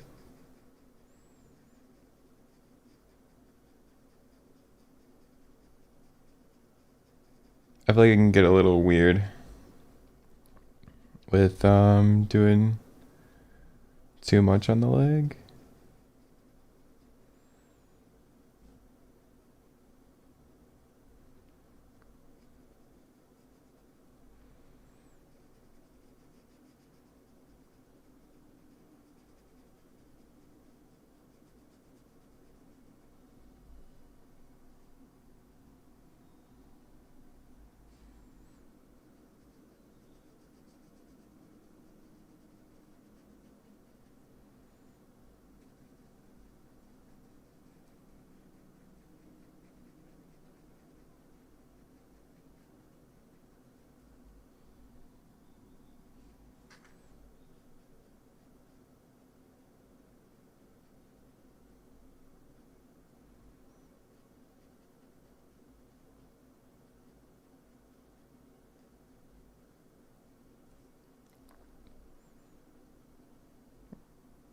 That should probably work.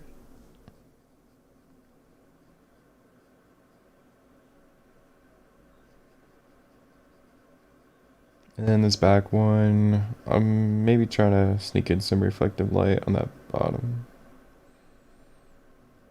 Since it's like really pointing towards the ground here. And then that should be enough to separate these a little bit.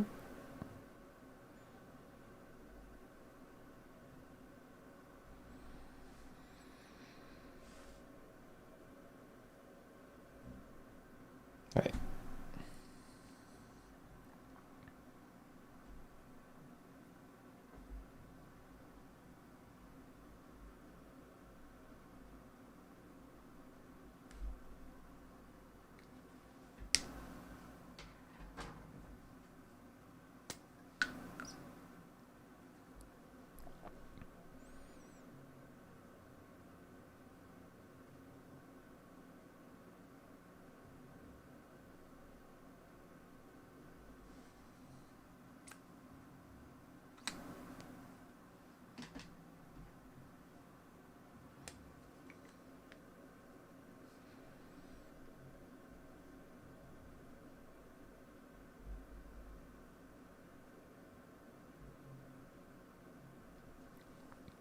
Trying to think where I want to place the next ninja.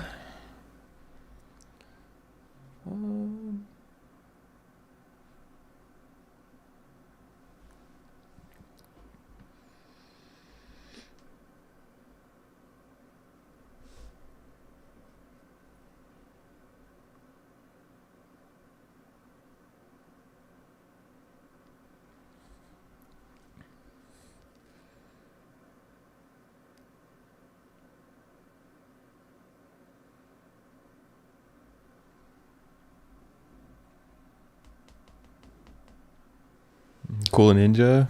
Thank you, dude.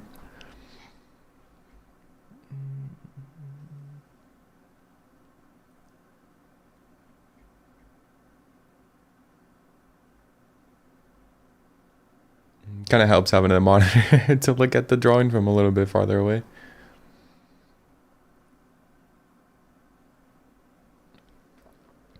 Probably have one in the back corner over here.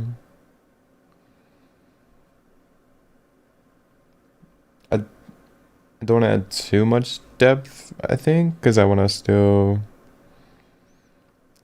do a lot of detail on this one back here, so.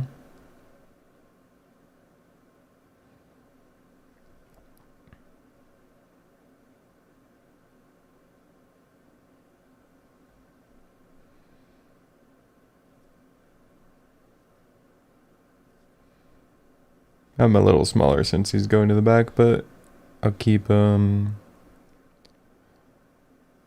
bit larger.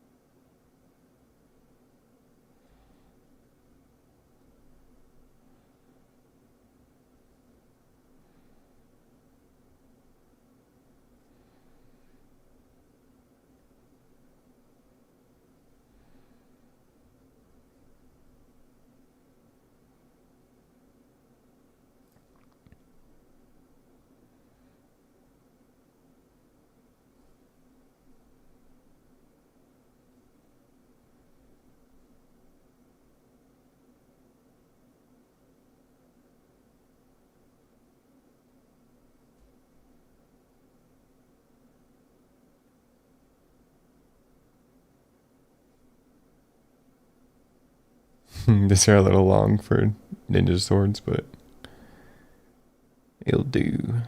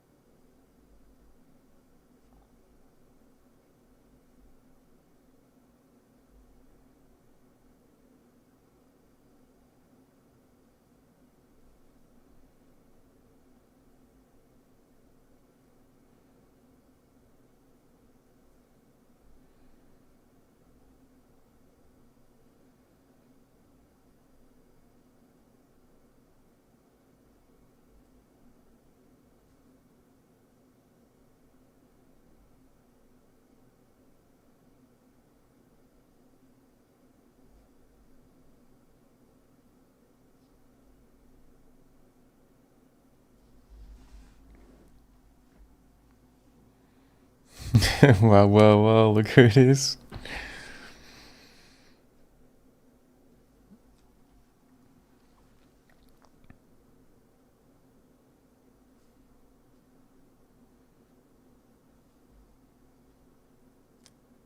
Well, well, well.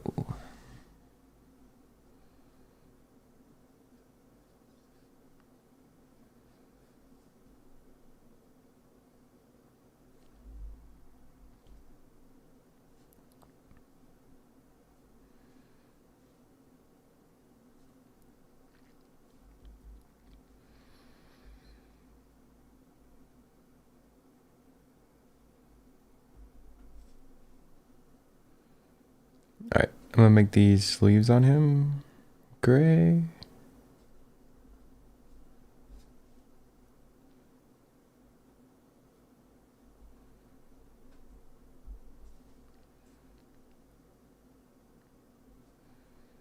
And then his like chin guards.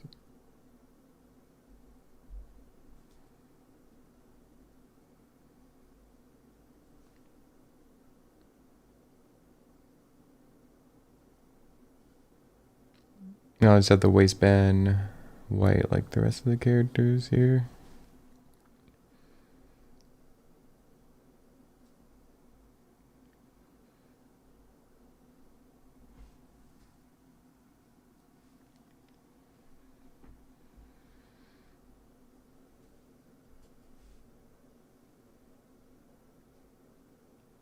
I'll just do like a polka dot pattern on his waistband since I don't have much room to work with to try to fit in some flowers back there.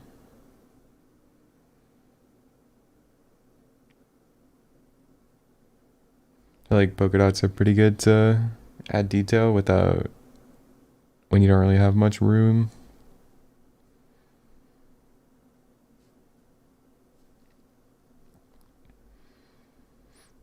Alright, he'll be a bit easier to get some dark values in since he's smaller.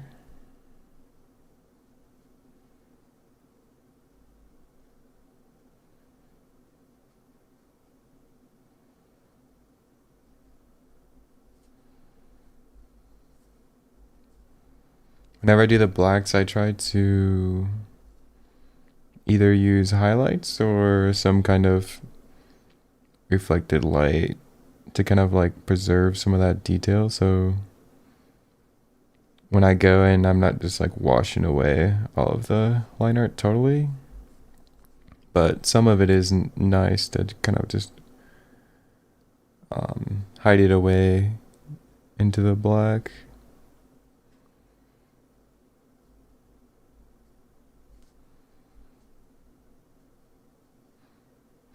Especially on some of the more important features where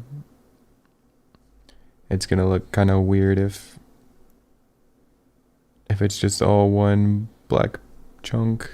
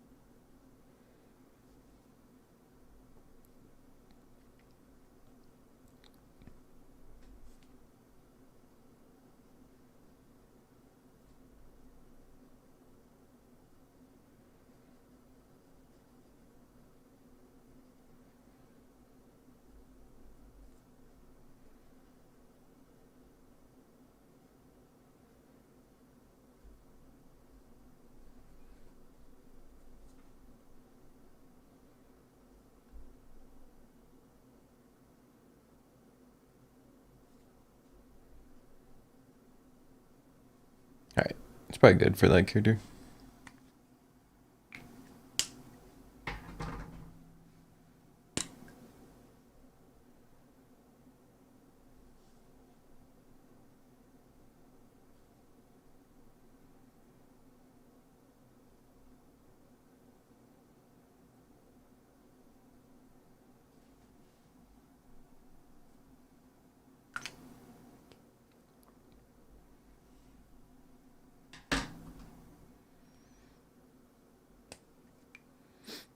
I'm trying to be like a little bit sparing with the bloody areas, and then kind of like using it to animate the character a little bit.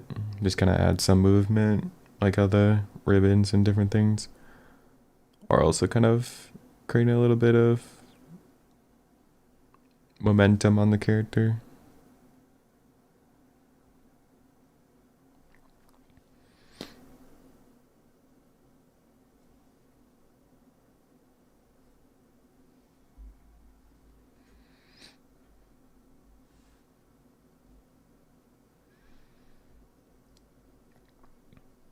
Alright, the character. I want to do some characters on the floor. It's gonna be a little bit hard to do.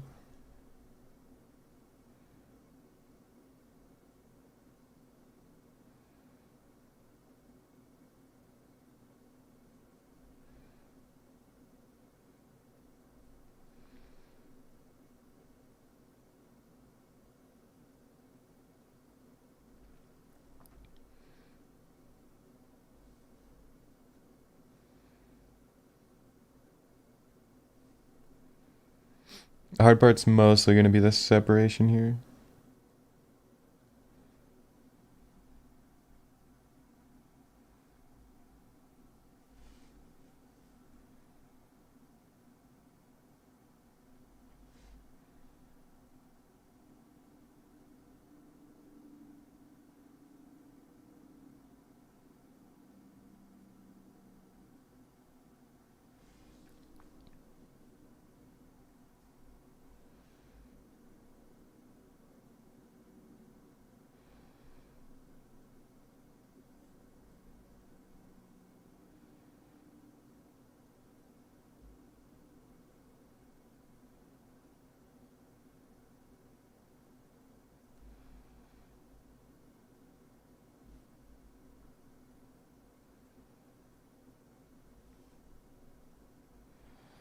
The characters on the floor will help make the scene a bit better, and it'll also split up a couple of these character parts.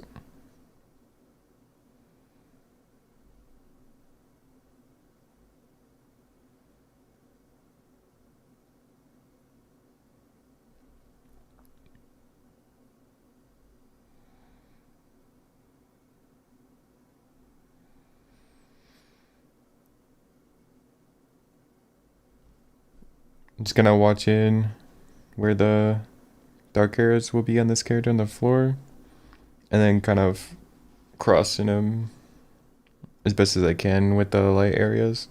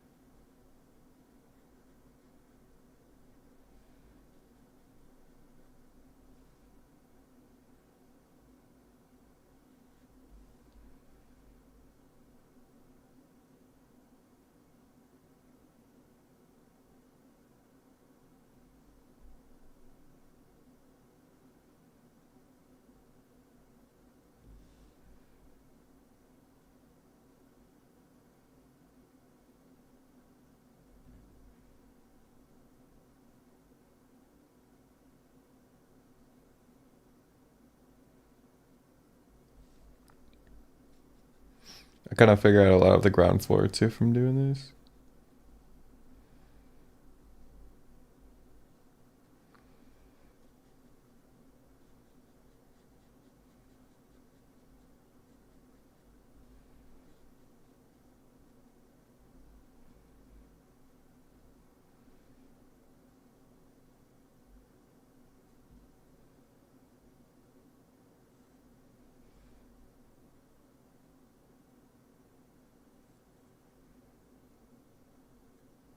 Right?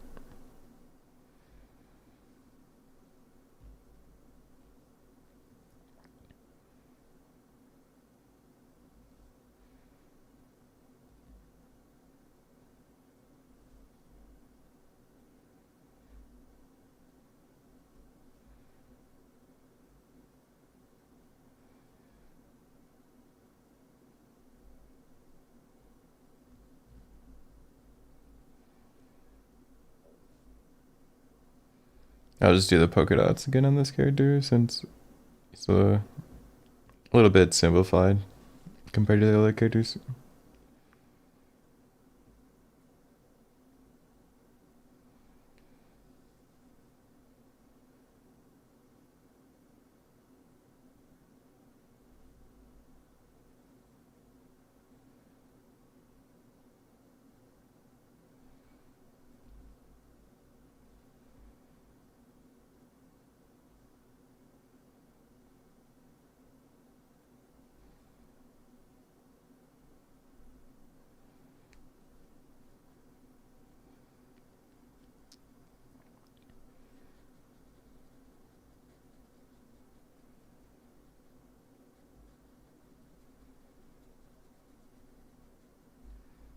This part I'll have a lot of reflective light against this bottom part.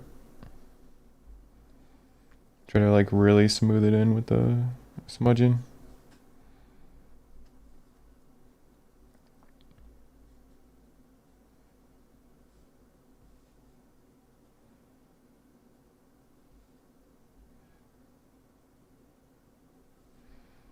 I'm about to do this part gray, so I'll just make a little bit of new lines so the ink is a bit wet.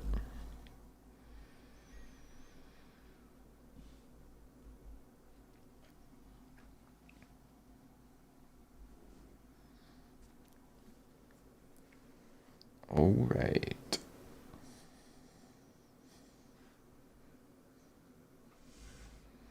Starting to fill up the page a bit.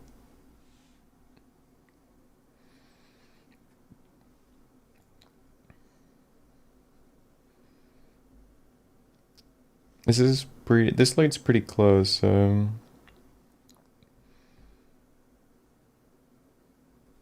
I could get a character's face pretty close to the camera here. Or at least like some kind of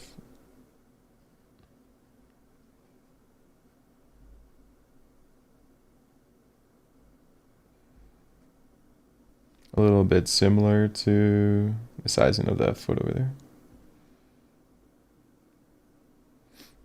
I'll place in like a little bit where that nose is gonna be too, just to help me.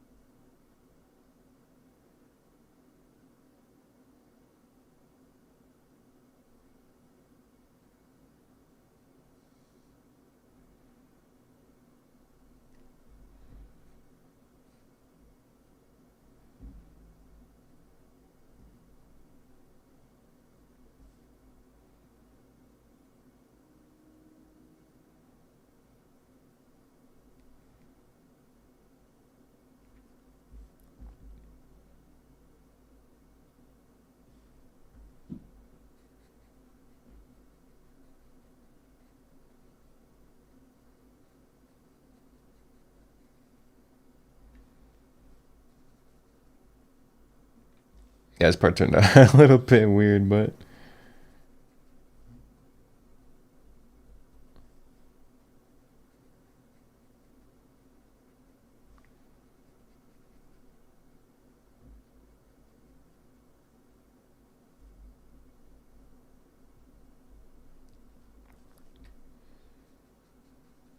it's alright though. There's enough other moments in the drawing.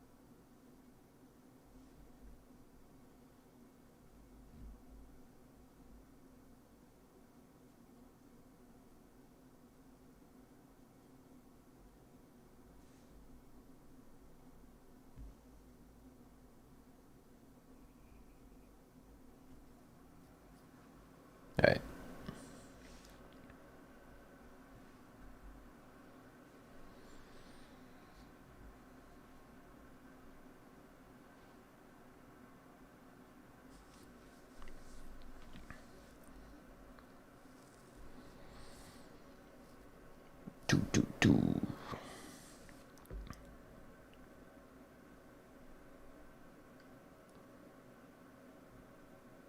Try not to smudge that character that I just did. Alright, add another ninja back here.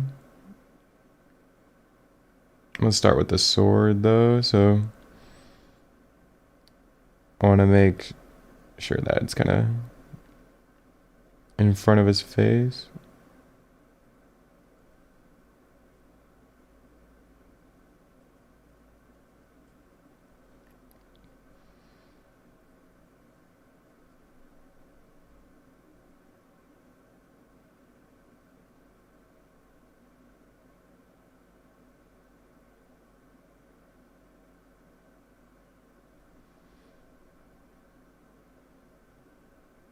Now let's do both arms.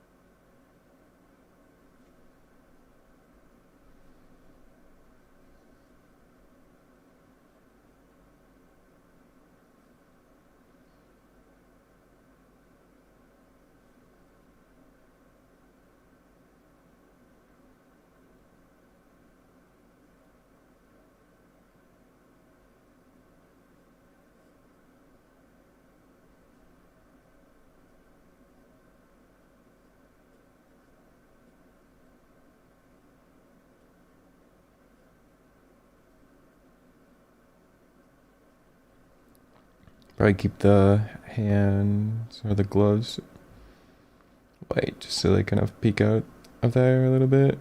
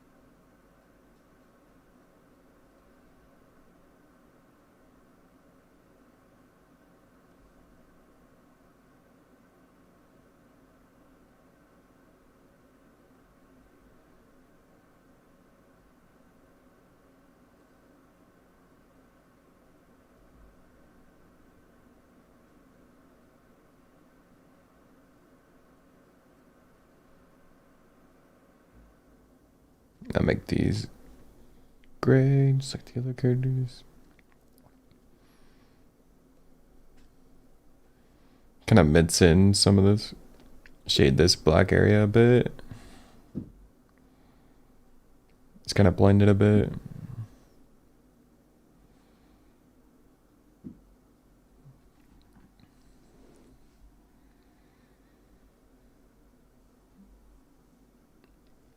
This kind of reminds me of Nicholas Namiri. I think I've seen his stuff before.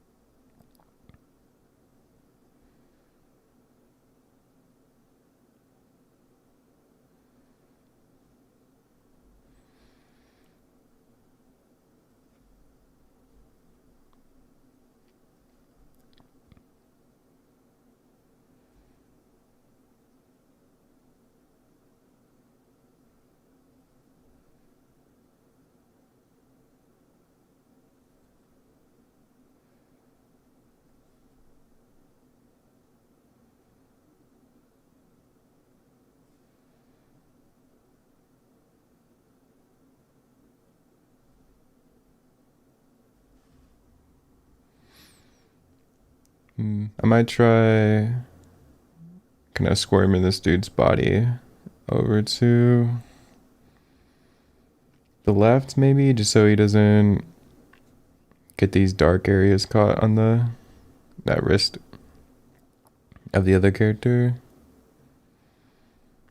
Maybe. Actually, it shouldn't be too bad. I think I just actually put the waist coming through here.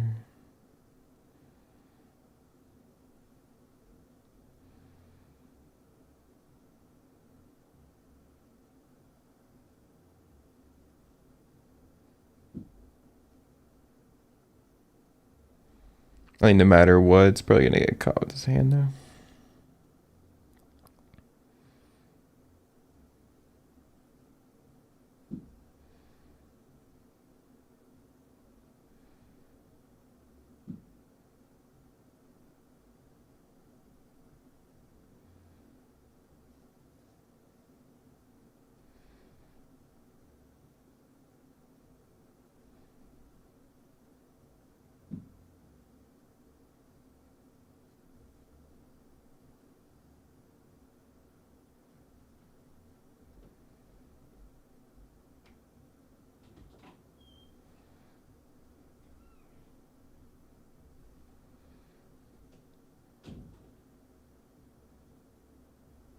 Alright, that should work. Oh, almost forgot the arm.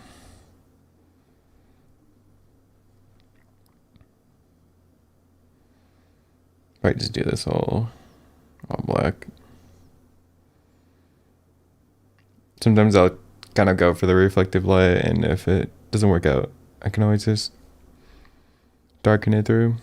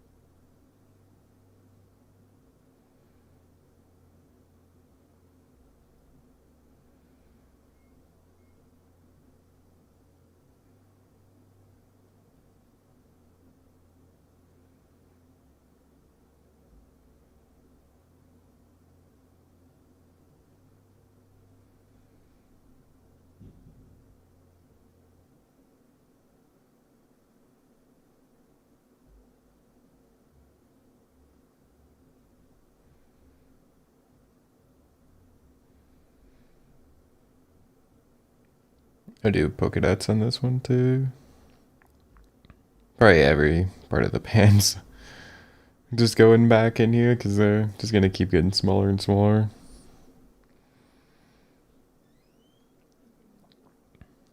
I do kind of want to somehow.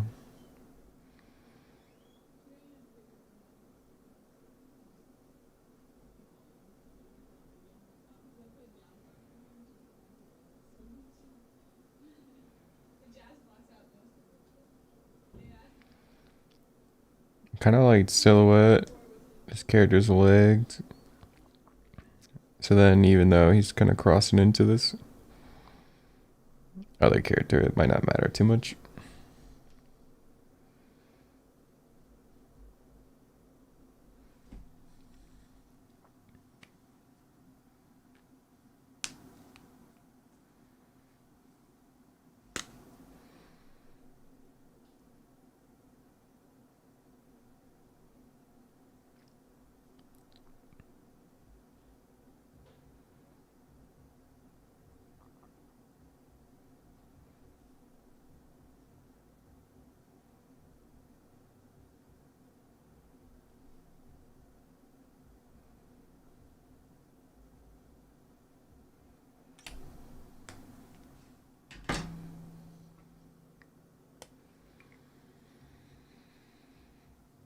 You're drawing ninjas too.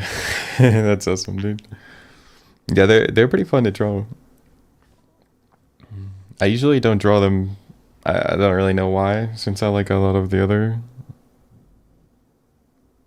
I like samurais, different things, but yeah, I just kind of never get around to doing them.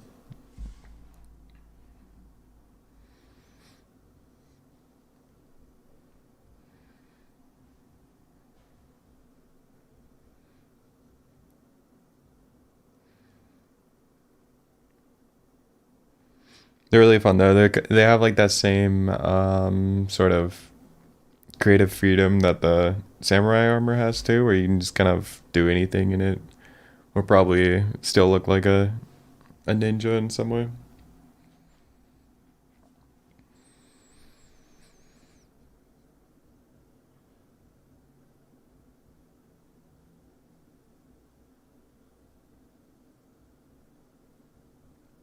All right, we'll see how many more we can fit. It's gonna a little bit cramped, but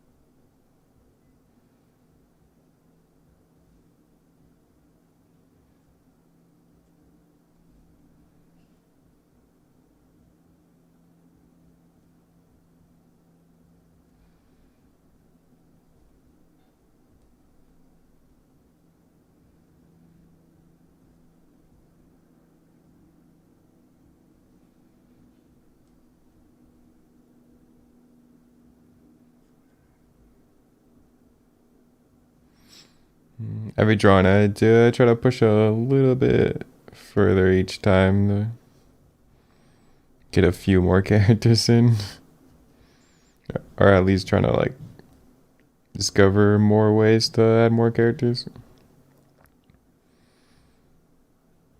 Which is why a lot of the stuff that I do is to try to make a little bit of clarity in the drawing to kind of squeeze out a couple more characters later.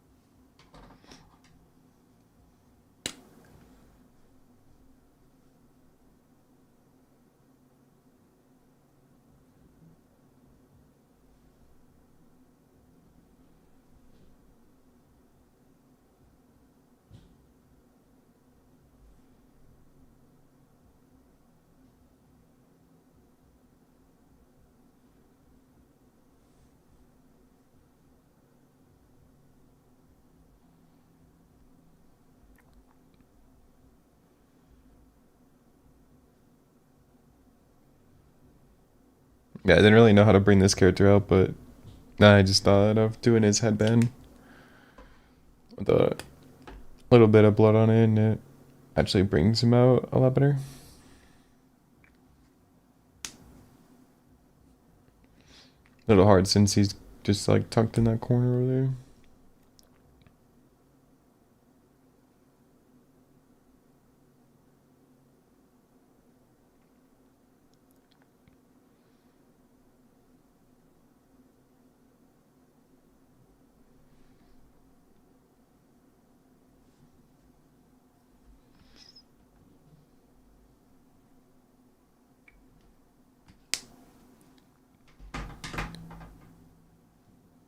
Alright, where was... Oh yeah, I was on that character.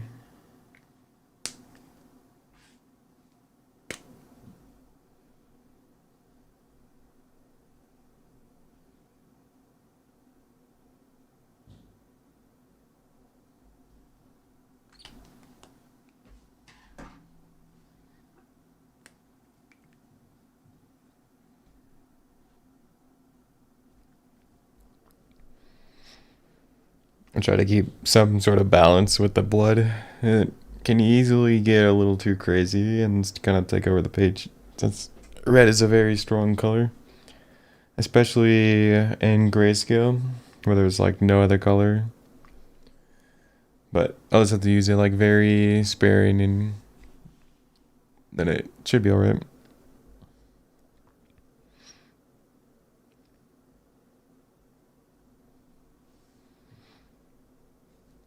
Maybe add another character back here.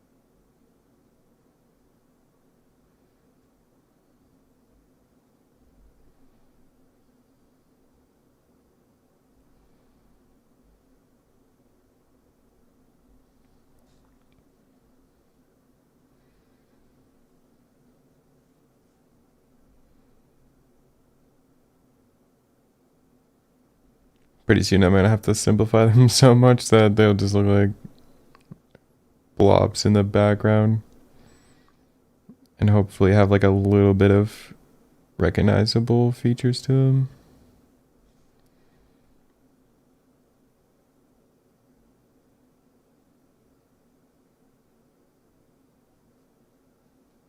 It's already kind of getting to that point now.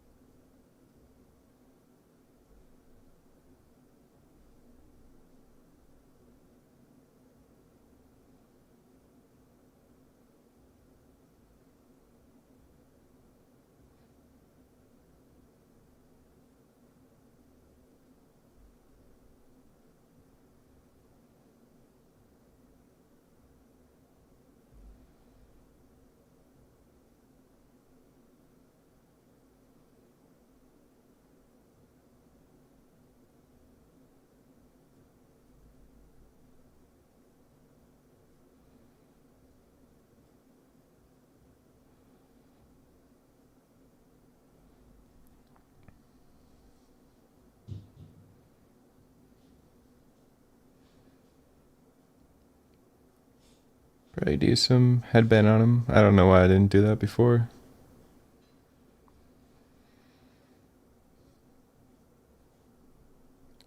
It's kind of an easy feature to get some extra detail out on him.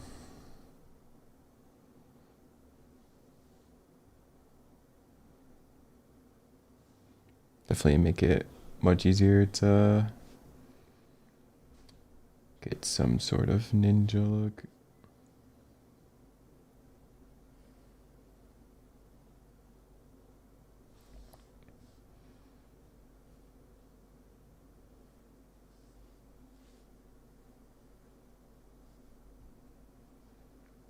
Especially going further back.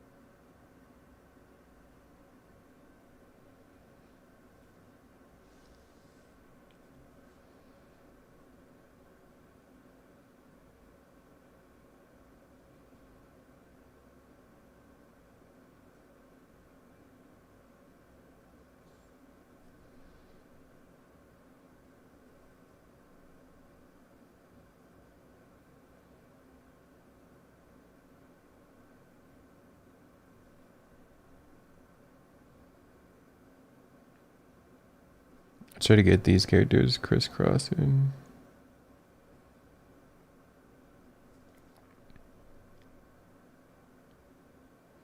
Kind of a little way to make the blacks a bit easier to read.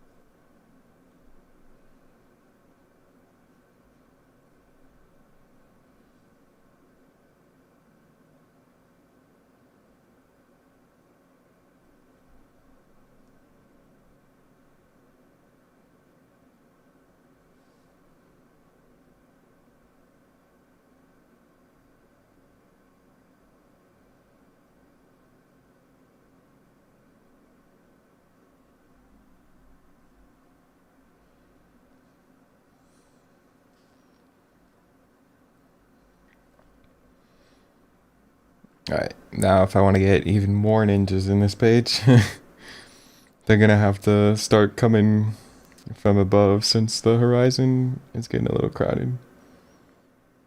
I think I could probably get maybe one more back here. Then after that, it's gonna be a little difficult to start keeping them readable. So I'll start going vertical now, which could be kind of fun to mess around with like aerial poses.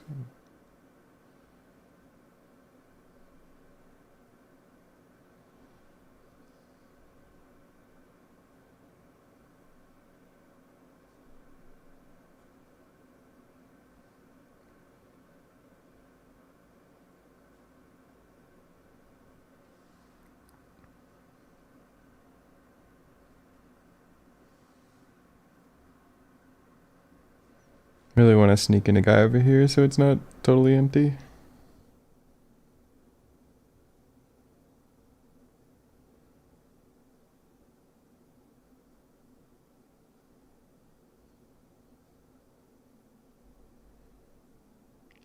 And then have his headband passing through other character.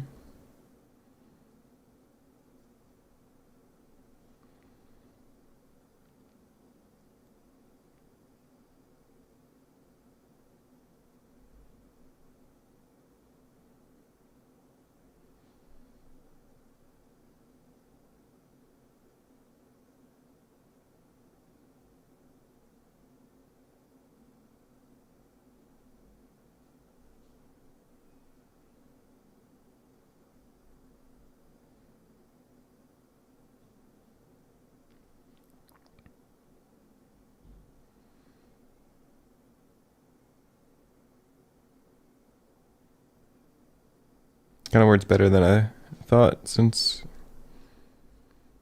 the white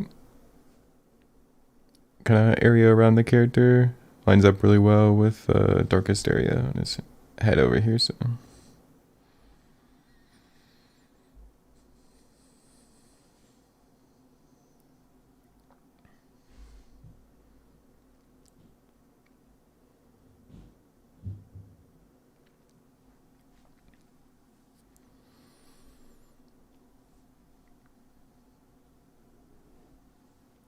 alright, now to do aerial characters. Make sure I'm still on screen.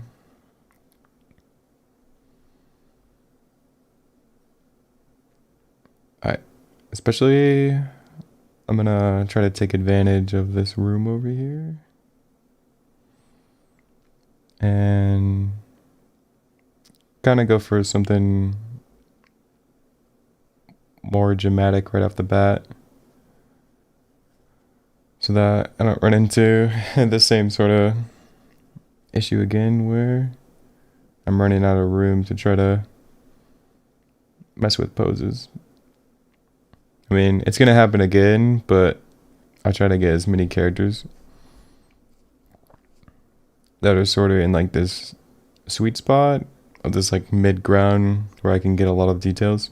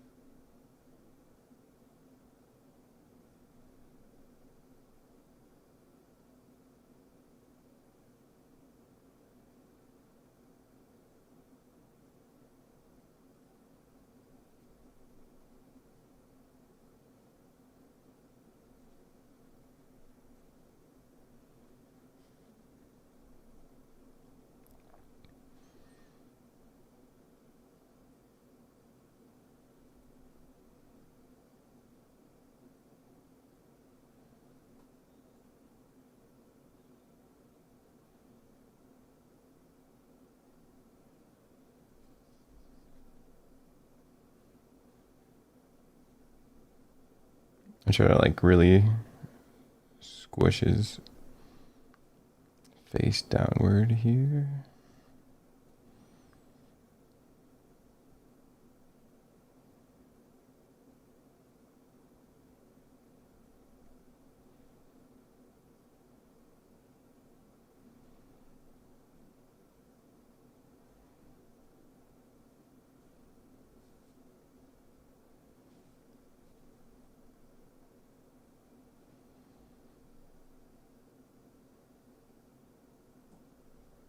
Gonna make it as foreshortened as I can.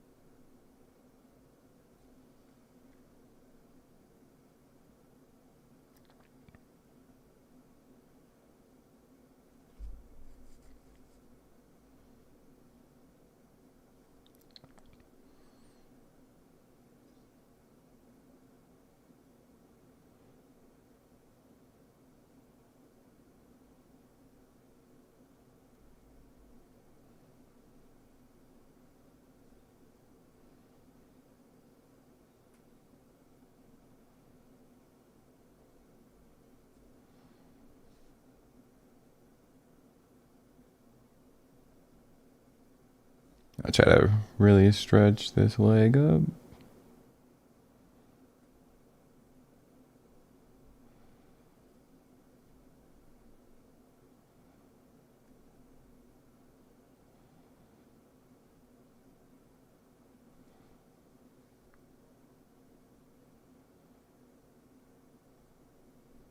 And the back leg would just sit a little bit with the same sort of distance that I got with the top one.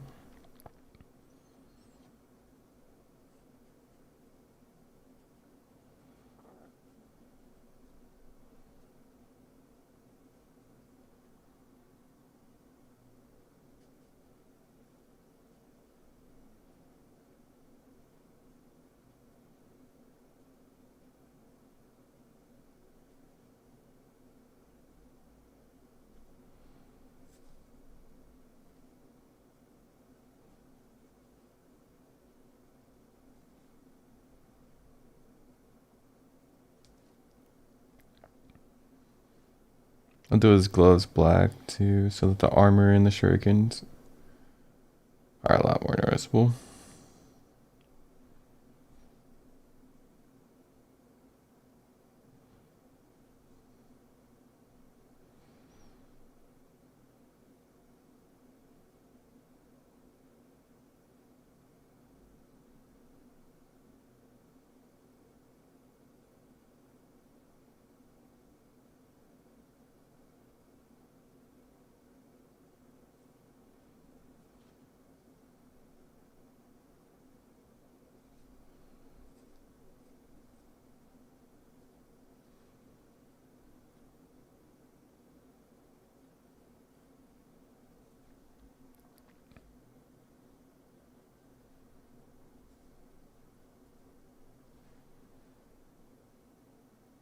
Alright, now all I have to worry about is some highlights and reflected light.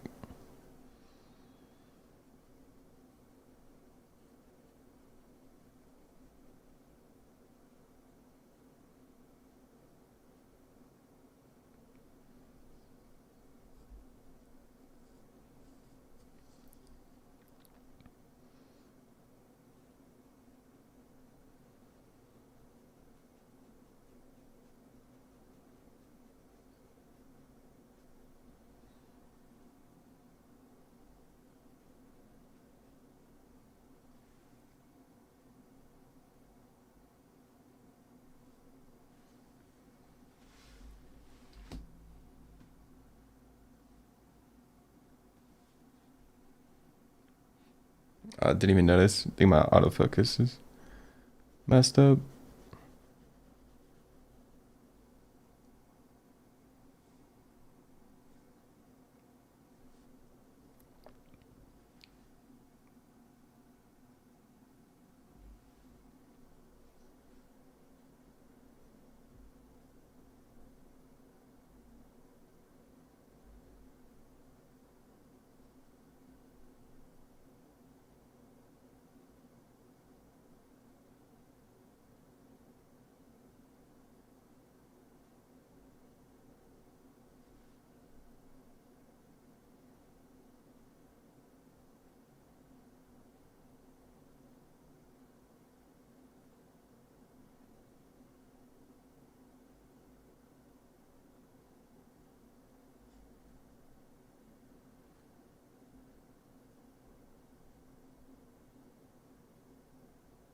Oh, it looks like I colored in the sheet a little. Whoops.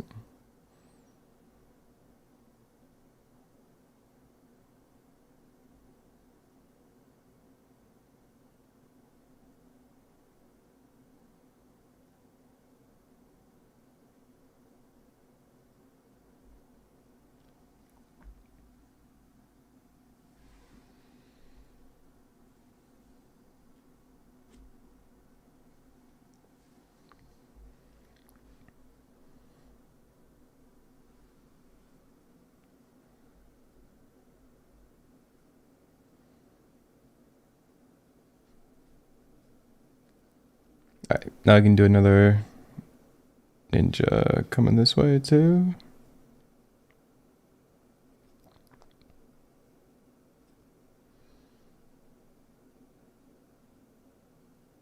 Like a lot of what determines if the ninja's gonna turn out well is how well the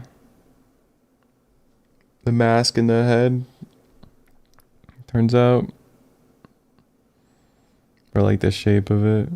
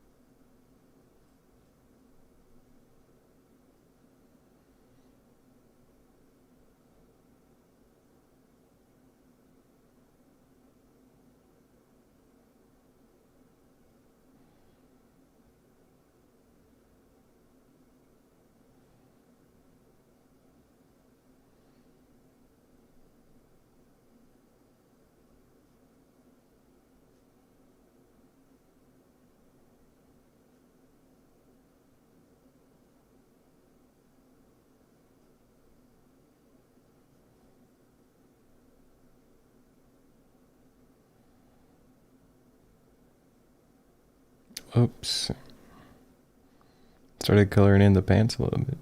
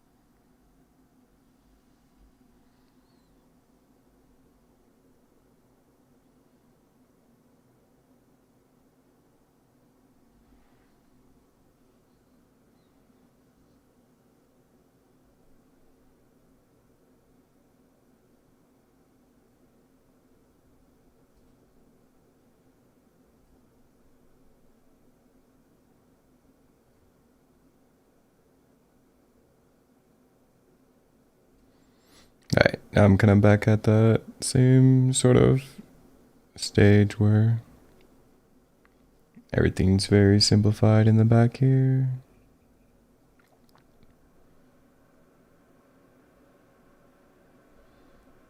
I do have a lot more room now, and they are aerial, so it'll be like a little bit easier to kind of get an aerial pose that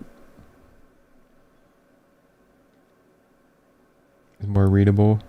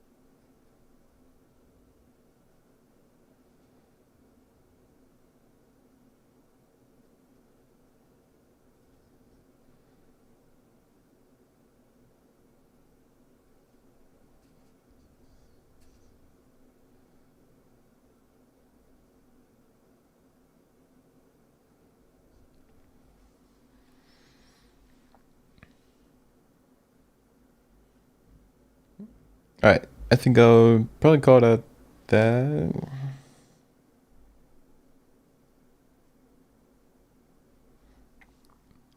Alright, I'm probably gonna end the stream about here.